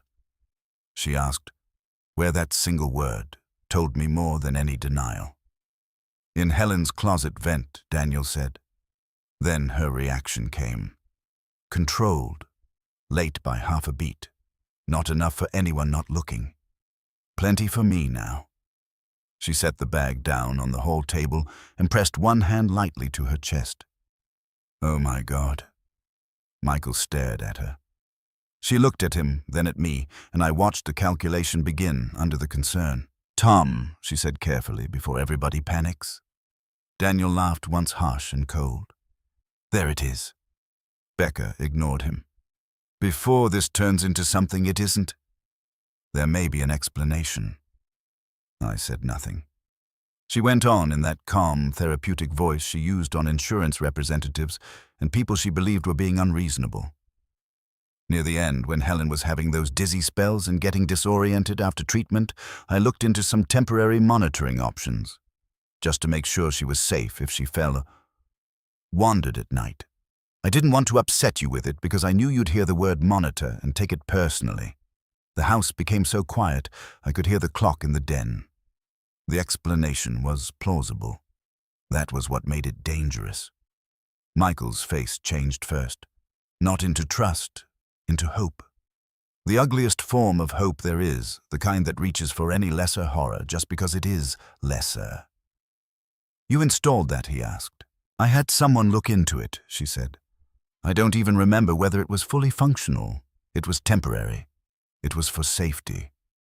"In her closet?" Daniel asked. Becca turned to him at last. "Daniel, I know you've never cared for how involved I was, but your mother was not in a good state." I felt the room tilt under that sentence. Not because it was wholly false, because it was partly true and used like a knife. Evelyn's warning came back at once. If someone tells you this was for safety monitoring, that explanation does not fit the concealment, the angle, or the lack of documentation. I stayed very still. Becca stepped toward me softer now. "Tom, I never wanted to keep anything from you. You were exhausted. Helen was frightened. Michael was trying to keep work together. I was trying to take some weight off everybody. There had been a time when that speech would have made me ashamed of my suspicion. Now all I could see was her hand moving while she spoke, automatically straightening the folded grocery bag handles. Michael said, "Why was your phone number on the service invoice?" Her eyes flicked to him, not startled, irritated. "Because I called them," she said. "Who else was managing those little house things then?" Helen said the vent sounded wrong. "Why not tell Dad?" Daniel asked. "Because not every small, practical decision needed a family committee?" There it was again, small, practical, the language that had surrounded Helen until even I began mistaking injury for inconvenience. I said very quietly, "Did Helen know about the camera?" Becca looked at me. The answer to that question should have come instantly if she were telling the truth. "Yes, Tom, of course she did." Or no, and I regret that deeply. Innocent people answer direct moral questions directly. Becca paused just long enough for me to see her choose. "She was overwhelmed," she said. "There were conversations in bits and pieces. You know how she got near the end. That sentence lit something hard in me. I reached into my shirt pocket and felt Helen's note there, warm now from my skin. You know how she got? No, I thought. Maybe I finally do not. I did not confront Becca then. Not yet. The house was still too full of loose pieces. But I saw with absolute clarity that she was no longer just a shadow around clues. She was in motion now, adjusting the story, testing which version of concern the room might accept. And if I moved too early, Michael might help her without even meaning to. She stayed only 7 more minutes. Long enough to plant a version of events. Long enough to imply Helen's confusion. Long enough to give Michael a lesser horror to cling to.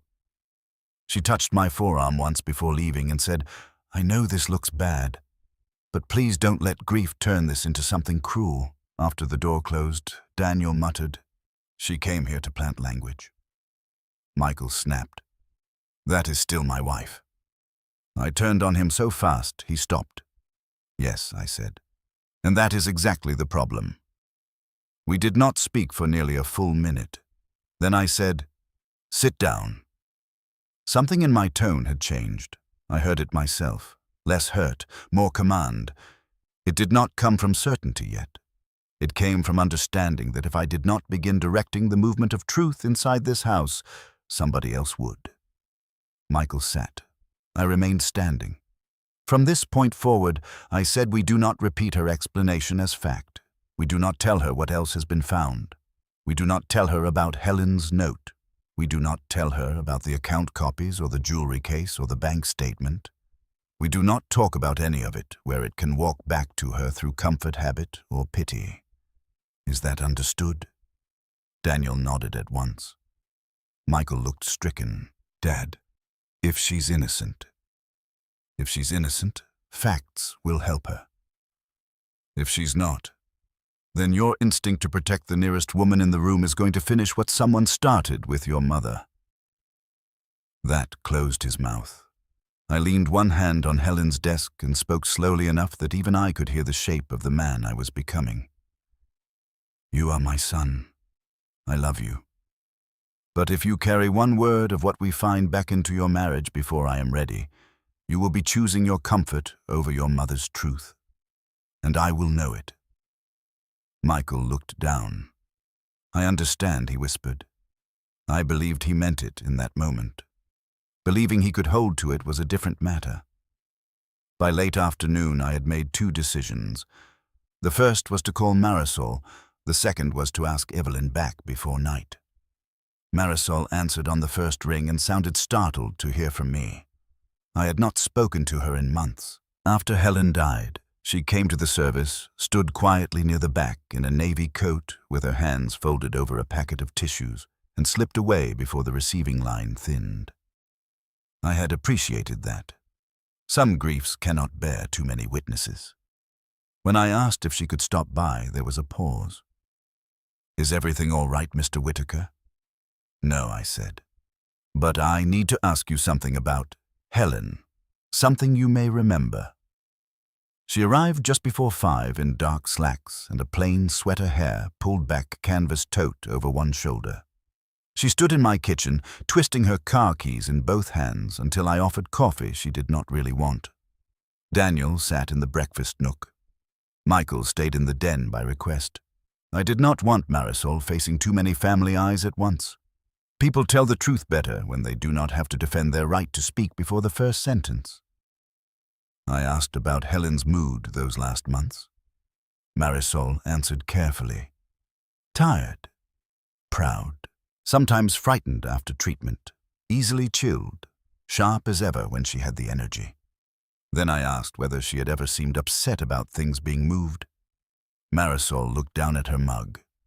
"Yes," she said. That single syllable traveled through me like a nail.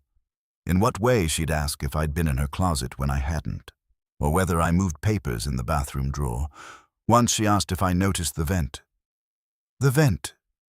She nodded. She looked up at it a lot one afternoon.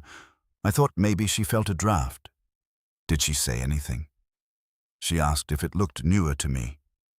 Marisol swallowed. I told her I wasn't sure. Was it? I saw marks on it once, like the screws had been worked. Daniel shifted in his chair. I kept my face still. Who else was in the room around than Marisol hesitated. Please, I said. She finally looked at me. Mrs. Becker came in and out a lot, more than the boys did.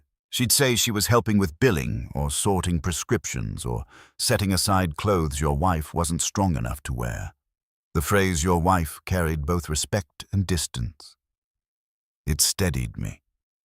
Did Helen like that, I asked. Marisol's mouth tightened. Not always. Did she say so? Not directly. She paused. One day I came upstairs and Mrs. Becker was leaving the bedroom with a folder in her hand. Your wife was sitting by the window. She didn't look angry. She looked... Marisol searched for the word. Contained. That was exactly right. Helen had been a woman who knew how to contain herself when anger would only make her easier to dismiss. What kind of folder? Cream-colored. Label maker tab. I thought of the neat labels in the files downstairs and felt another small, cold piece fall into place. Did Helen say anything after Marisol looked down at her hands? She asked me very quietly whether I ever felt rude telling people no in your own room. I had to look away then. Daniel asked, softer than before. What did you say?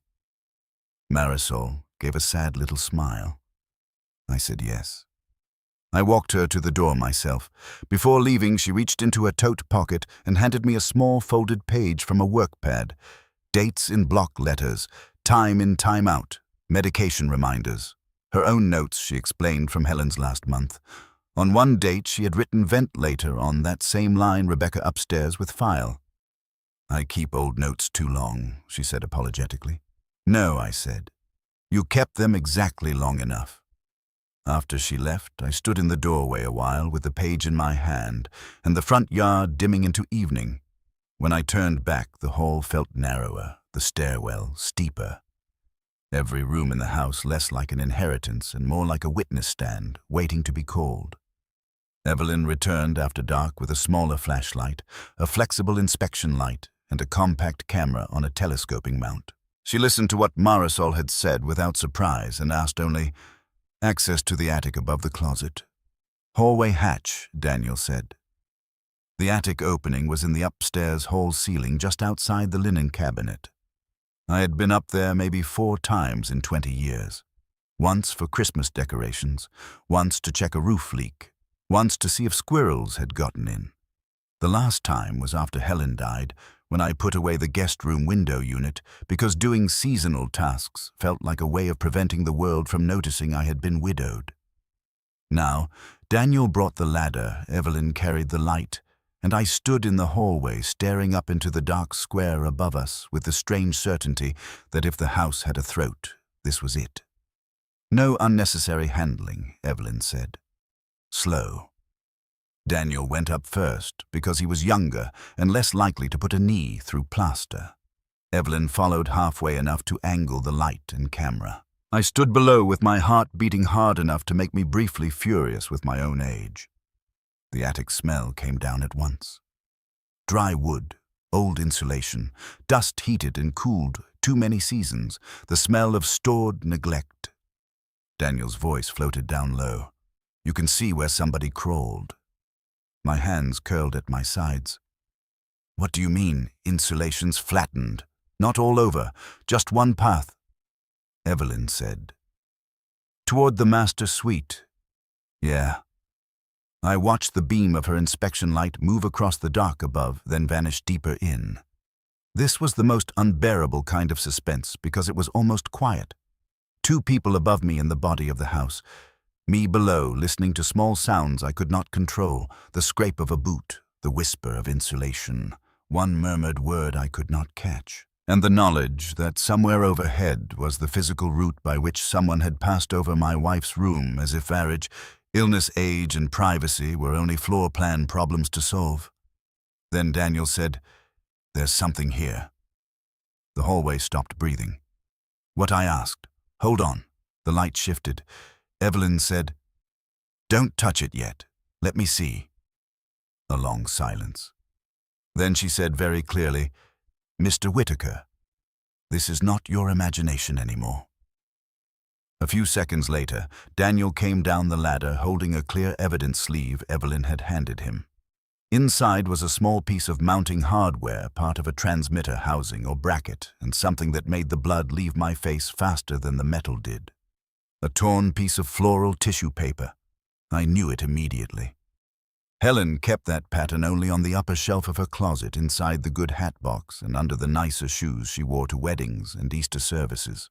Pale cream paper with little blue flowers, no bigger than shirt buttons. She saved it from department store purchases because she said pretty tissue deserved at least 2 uses. To see it wrapped around hidden hardware from the attic above her closet was obscenely intimate. Evelyn came down after him holding a second evidence sleeve. Inside was a narrow receipt stub, faded but still partly legible. An electronics store. Date from 9 months before Helen died. The last 4 digits of a loyalty account number. Michael, who had come to the foot of the stairs despite being told to stay back, stared at it and whispered, "That's Becca's store account." No one answered, because no one had to. In that moment, the last decent explanation died. Not weakened. Died. The tissue paper was from Helen's shelf. The access route crossed directly over her room. The receipt pointed out into Becca's life. The camera was not misunderstood caution. It was deliberate entry into private space, wrapped in the language of care. I looked up at the attic hatch and felt for the first time since Helen's death something stronger than grief take its place. Not revenge. Not rage, though rage was there. Resolve. Evelyn sealed the evidence sleeve and said, "At this point, you have surveillance, concealment, access history, financial irregularities, witness support, and a physical link outside the house. It's enough to go formal." I nodded, but I did not move. Because another truth had arrived behind the first one, and it was this. If I went outward now, the story would become statements, paperwork, and whispered versions passed among relatives and professionals. Necessary things. Important things. But the house would not yet have spoken in the room where it had been used. Becca would become a case file before she became what she had truly been here. And I wanted one thing first. I wanted the lie to die at my table. I went downstairs without speaking into the dining room Helen had kept too carefully for years, because she believed the room where a family sat together should never look as though truth had to apologize for entering it. The polished table stood under the chandelier. Sideboard dusted, chairs square, runner centered. Nothing in that room had any idea what I meant to turn it into.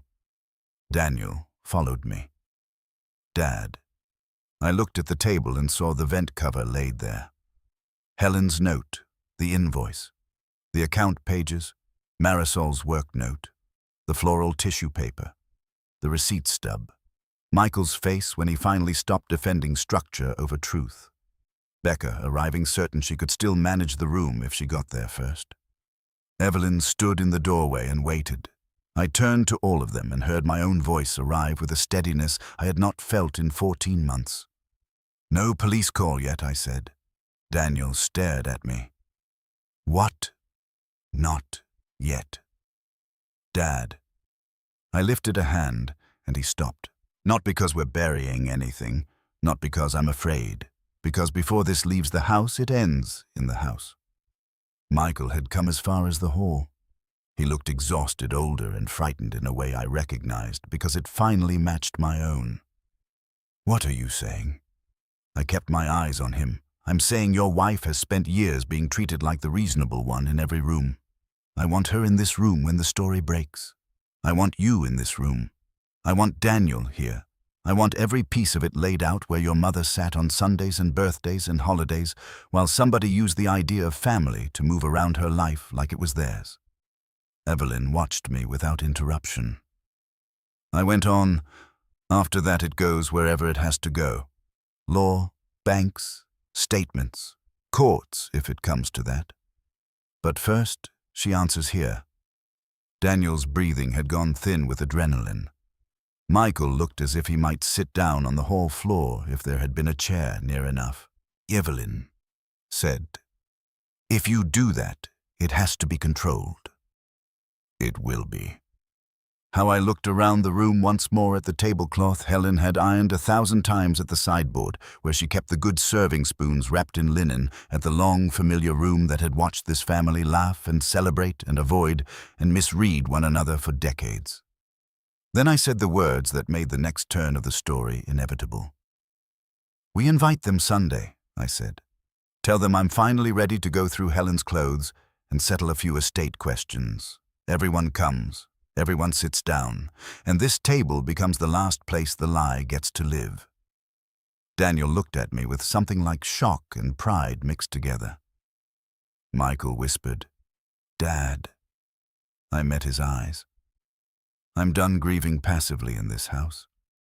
And in that moment, with Helen's note against my heart and the proof laid in pieces all around me, I knew I was no longer asking what had happened. I was deciding exactly how to expose it. Sunday arrived with the kind of light Helen used to call forgiving. Thin gold through the dining room windows, dust only visible if you stood at the right angle. The table had been polished the night before, every chair squared, the runner centered. I had left the silver bowl in the middle empty because flowers would have made the room feel like company. This was not company. This was judgment. I had been awake before dawn.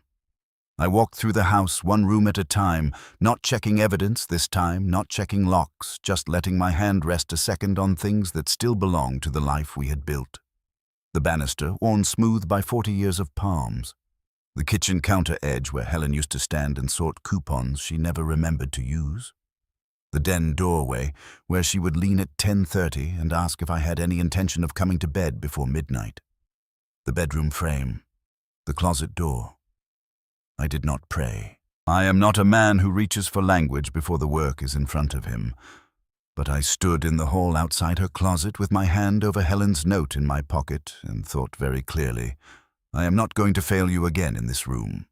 That was enough.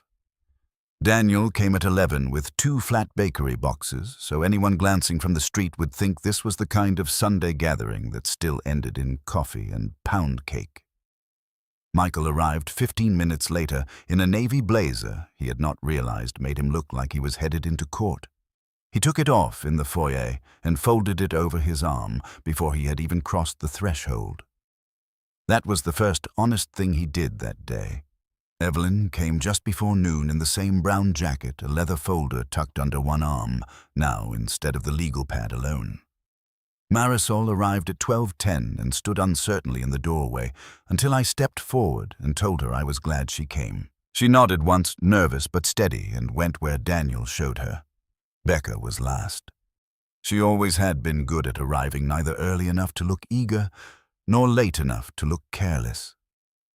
The front door had barely finished sounding through the house when I knew from the knock that it was her. Calm, measured, familiar.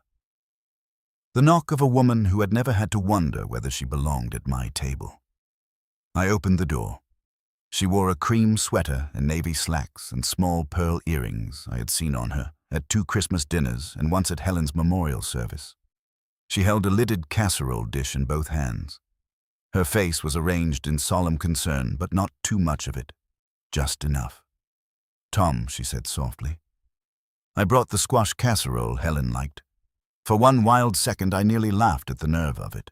Not because it was funny.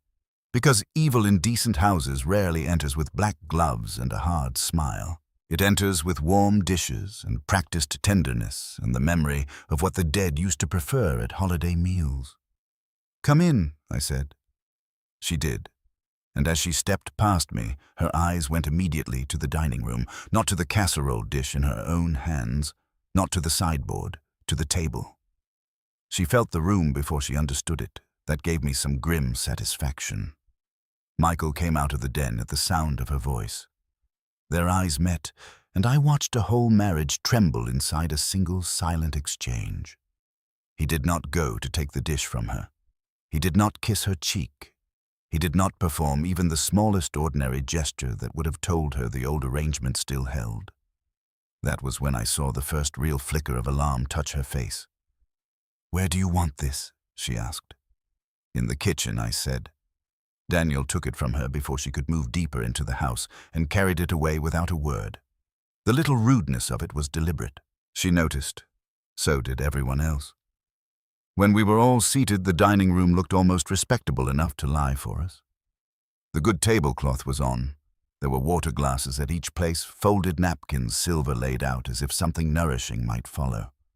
But there were no plates, no serving dishes, no food, only the long, shallow box in the center with its lid still on, and on the sideboard behind me, 2 neat stacks of folders, Evelyn's leather portfolio, and a sealed evidence envelope. Becca took all of that in before sitting down. "You said estate questions," she said lightly, trying to place us back in the world of logistics. "And clothes." "I did," I said. She sat between Michael and the empty chair I had reserved at the far end for Evelyn. Marisol sat beside Daniel as far out of the direct line of fire as I could manage, while still keeping her in the room as witness. I took my place at the head. The room settled into a silence so complete I could hear the old hall clock beyond it. I folded my hands on the tablecloth. No one spoke. That mattered. I wanted the first true thing said in that room to belong to me.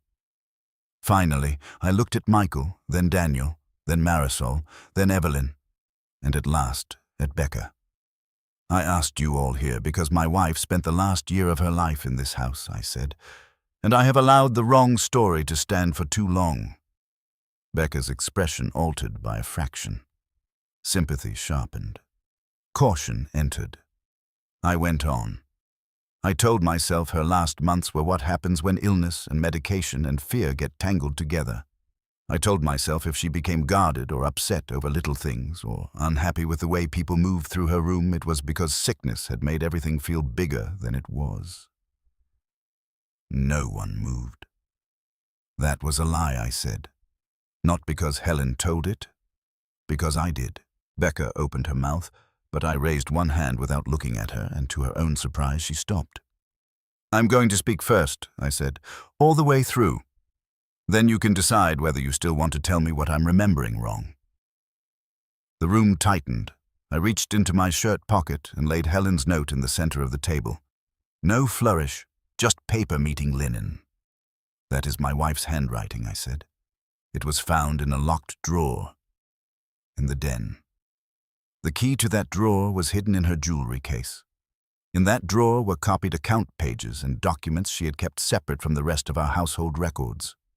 In a mislabeled shoebox in her closet, we found a copied bank statement hidden under tissue paper. And in that same closet behind the vent cover, there was a camera. Even saying it aloud in front of everyone made the room feel briefly unreal. Becca looked down at the note, then back up at me. "Tom." "No." This time the word came out with enough force to change the air. "You do not get to guide the pace of this." Michael stared at the table. Daniel did not blink.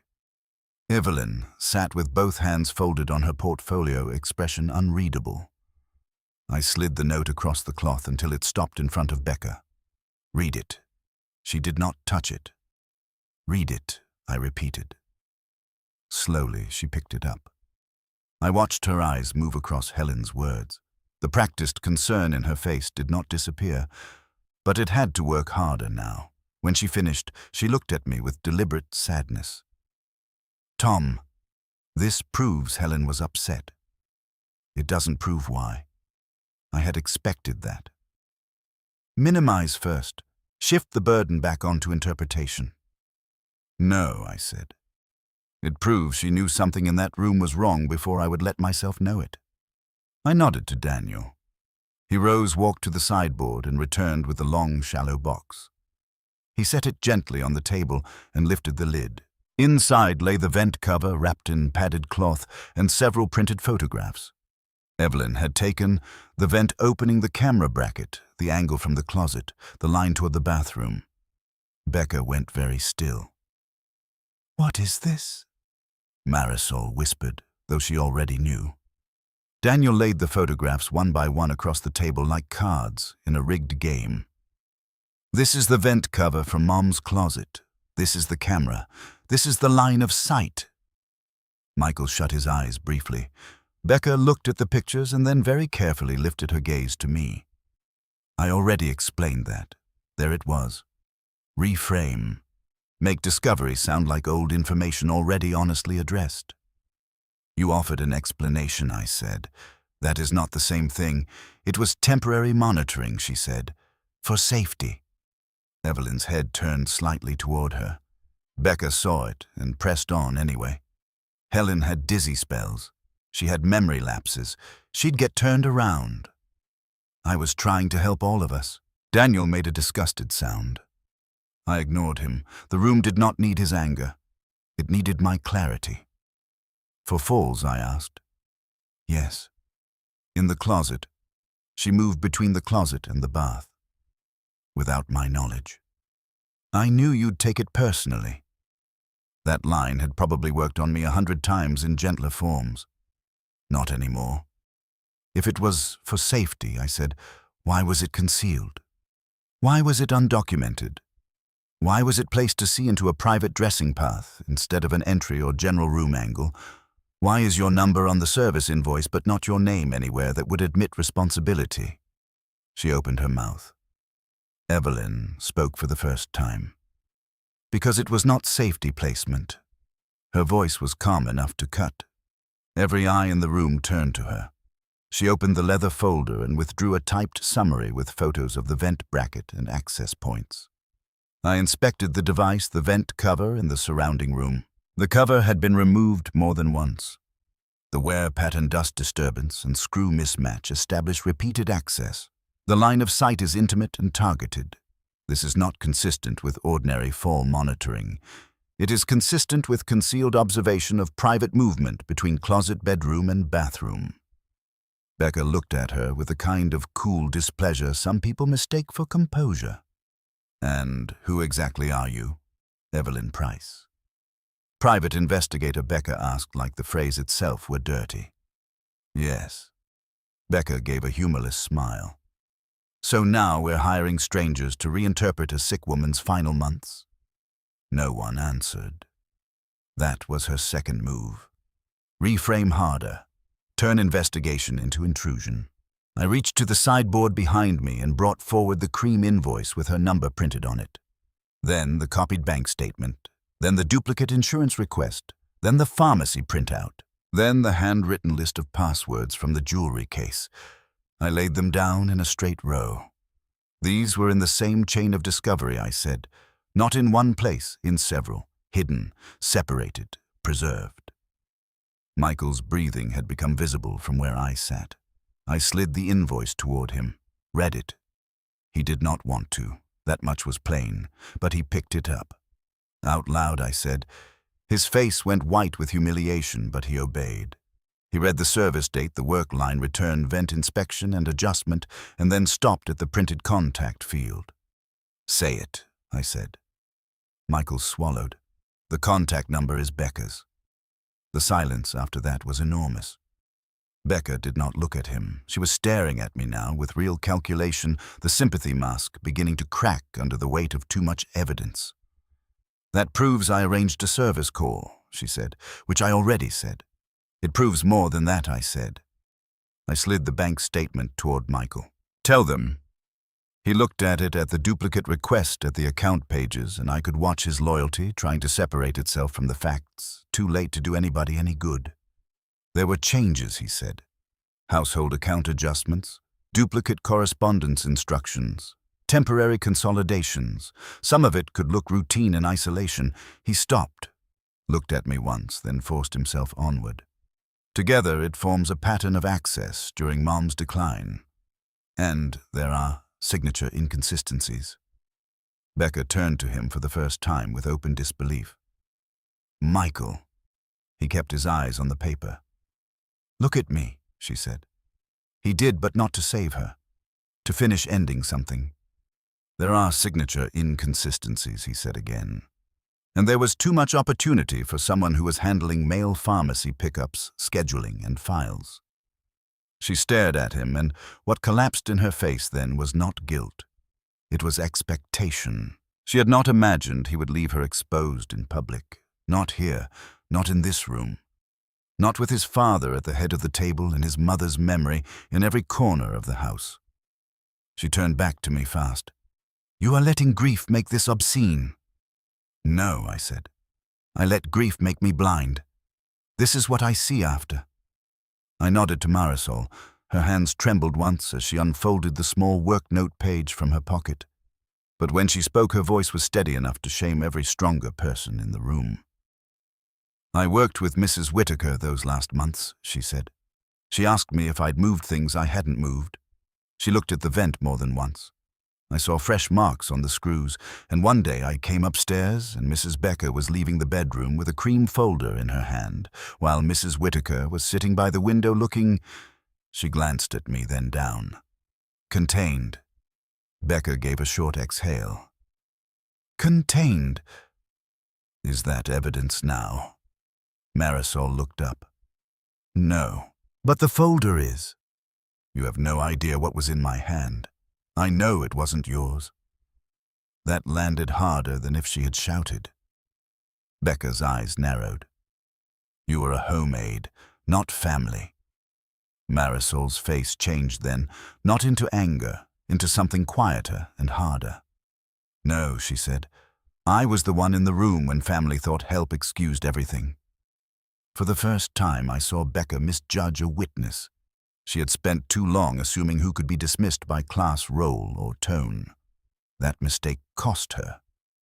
I took the final evidence envelope from the sideboard and laid it unopened on the table. "This came from the attic crawl space above Helen's closet," I said. Daniel opened it and slid out the clear sleeves. The mounting hardware, the partial transmitter housing, the faded electronics receipt stub, and wrapped around part of the hardware the torn floral tissue paper. Even Michael made a sound at that. Becca looked at the tissue paper and then away too quickly. "Do you know what that is?" I asked. She did not answer. "It came from Helen's closet shelf," I said. "From the hat box and the good shoes. You used her own things to hide the hardware that let you watch her." "That's ridiculous," she said at once. "Is it? It proves nothing except that some old paper was in an attic." Daniel said, "The receipt doesn't." He slid it into the center. Michael looked once and whispered, "It's her store account." Now Becca did look at him. "You're doing this?" His face was raw. "No. You did." That was the moment her mask split all the way open. Not the moment she confessed, the moment she stopped trying to be the warm, competent daughter-in-law everyone had leaned on. The warmth went out first, then the concern. What remained was colder and more tired than I had expected, as though the real woman underneath the performance had always resented how much acting family required. She sat back and looked around the table one by one. "I am the only reason half of you got through her last year," she said. No one moved. "There it is," Daniel said softly. She ignored him. She was speaking to me now, but for the first time without the layer of sweetness she usually put over every sentence. "You think love kept that house running? It didn't. Schedules did. Calls did. Forms did. Bills did. Somebody had to remember which nurse came when, and which doctor needed what, and which medication made her sick, and which insurance office would lie to your face if you let them." "I know," I said. "No, you don't, because you had the luxury of being devastated. Michael had work. Daniel had distance. And you?"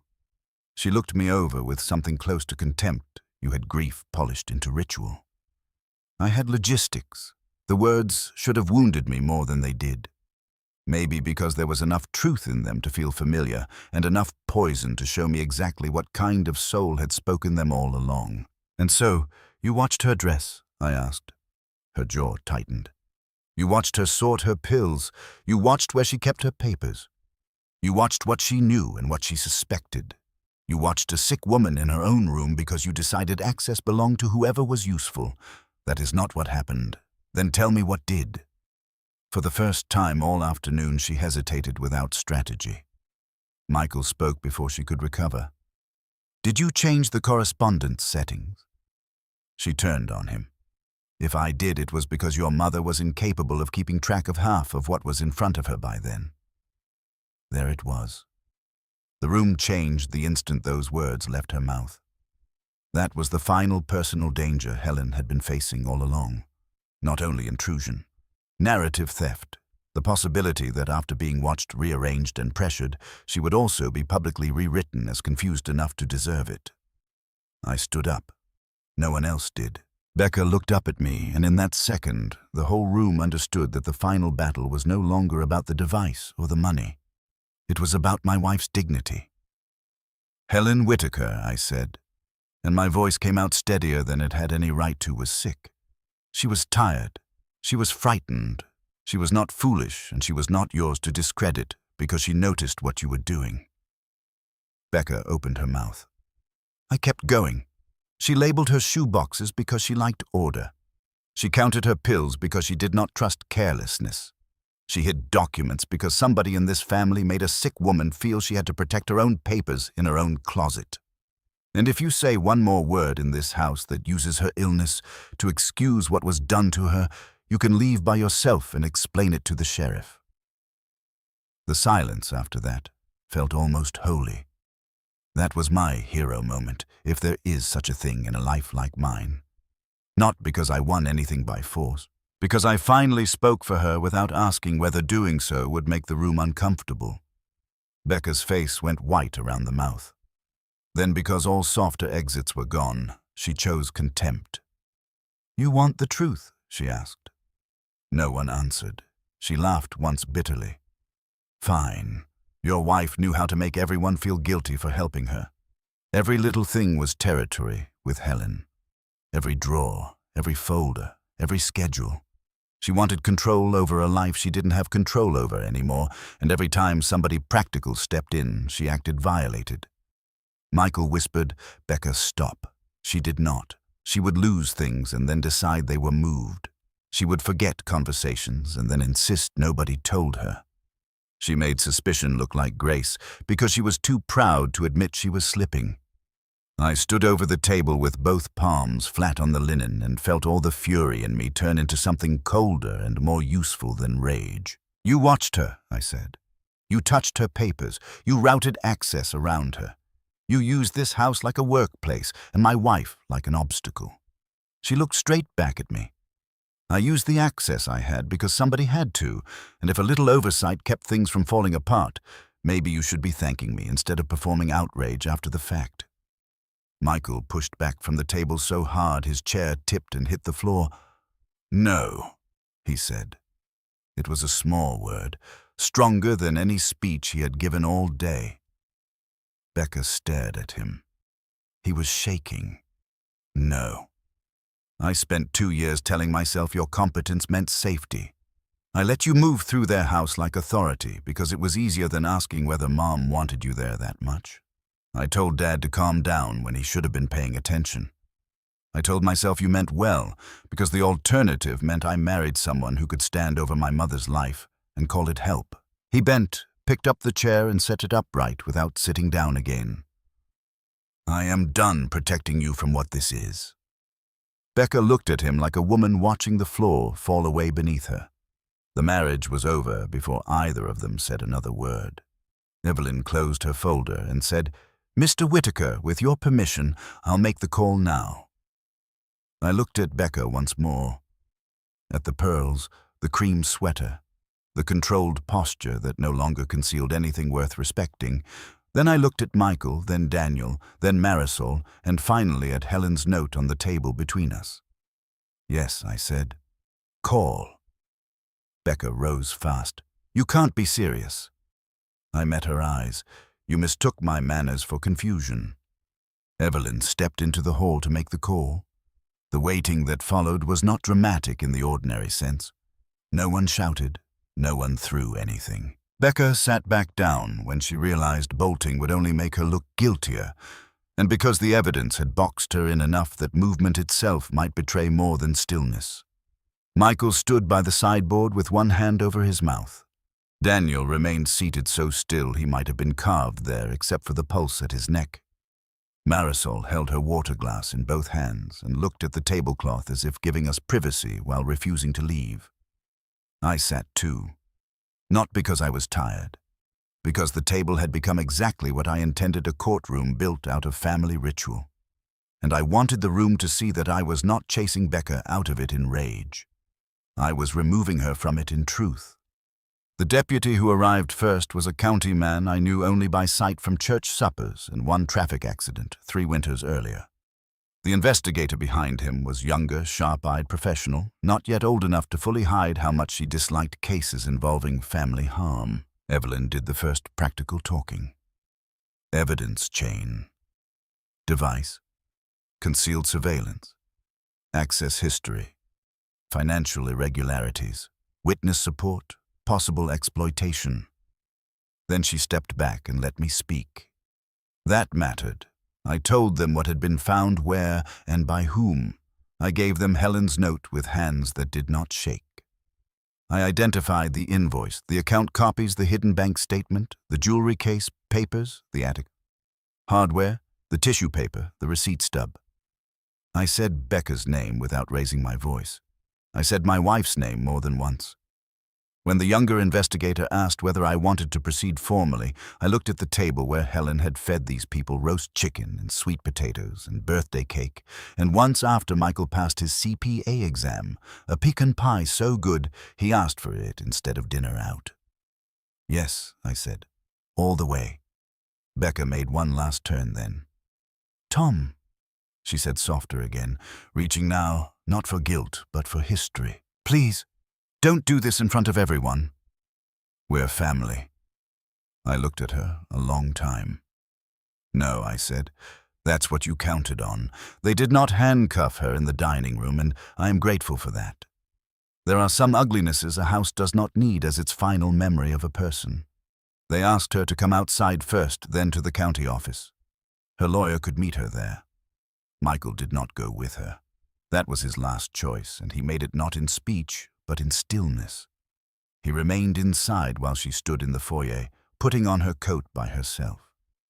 At the door, she turned once, perhaps expecting one of us to call out to soften, to reach back towards some older arrangement of loyalty.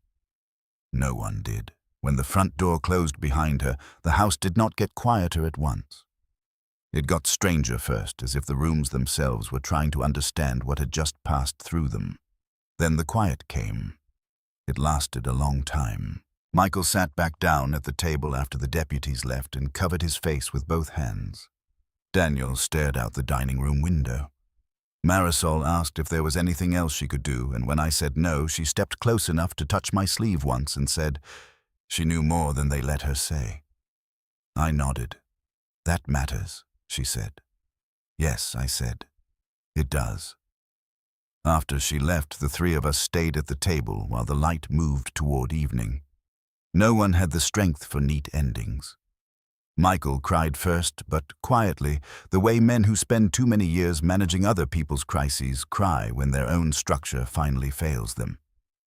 Daniel did not go to him right away. Neither did I. Some grief has to cross the room under its own power first if it is going to mean anything. Eventually, Michael lowered his hands and said I should have seen it. I looked at him. Yes. He flinched as if struck. Then I said, and now you do. That was all I gave him then. Not because I wanted to be cruel. Because absolution offered too quickly is just another form of evasion. Daniel stood, went to the kitchen, and came back with 3 cups of coffee. None of us really wanted. We drank anyway because there is something about hot coffee after a house has told the truth that makes you feel the world still believes in sequence. The legal part moved in measured ways after that. Statements, copies, follow-up questions, a forensic accountant, Evelyn recommended, clarifications from the bank and the insurer. It did not happen in one clean line, and I would not insult life by pretending it did. But the important thing was already done. The lie had died where it had lived. Everything that followed came after that. In the days that came next, Michael showed up nearly every afternoon. Not to talk at first, to work. He brought boxes down from the attic under Evelyn's direction. met the repairman who sealed and corrected the vent route, sat at Helen's desk and helped account for every irregular statement and correspondence change. Once, when he thought I was not looking, I saw him standing in the upstairs hall outside Helen's closet with one hand against the wall, and the helpless expression of a man trying to figure out exactly where his own failure had entered the house. I did not comfort him then either. Daniel stayed the steadier one. He replaced a bad porch bulb without being asked, rehung the attic hatch properly after the inspection work, took the old casserole Becca had brought and dumped it straight into the trash the same night without ceremony. Small acts, necessary acts. Proof that family could still mean labor without possession. A week later, when the vent had been repaired and the wall cleaned and the new grill installed plain white, ordinary, innocent-looking in the way all household things once had been, I went upstairs alone with a cardboard donation box and a roll of fresh garment sleeves. The closet smelled different at first. Drywall dust under the cedar, soap from the repairman's hands, fresh paint around the vent. Then, gradually, as the afternoon warmed, the room Helen's old order came back through it. Cedar blocks. Wool. The clean, faint memory of perfume long settled into fabric. I stood in the doorway a long while before stepping in. This time it was not a shrine. Not a crime scene either. It was a room that had finally been told the truth. I began with the shoe boxes, brown pumps in the right box now, navy flats in theirs. Inside one pair of black church shoes, I found the little date Helen had written in blue ink under the heel, and I sat on the bench holding them a little longer than I needed to. Not because I was undone. Because I wanted to picture her writing it. Calmly, practically, a woman who believed future confusion could be softened by small acts of order. Then I opened the blue garment bag. Her wool coat hung there exactly as I had left it before the whole house changed shape. I slid it off the hanger and felt the old weight of it settle across my forearms.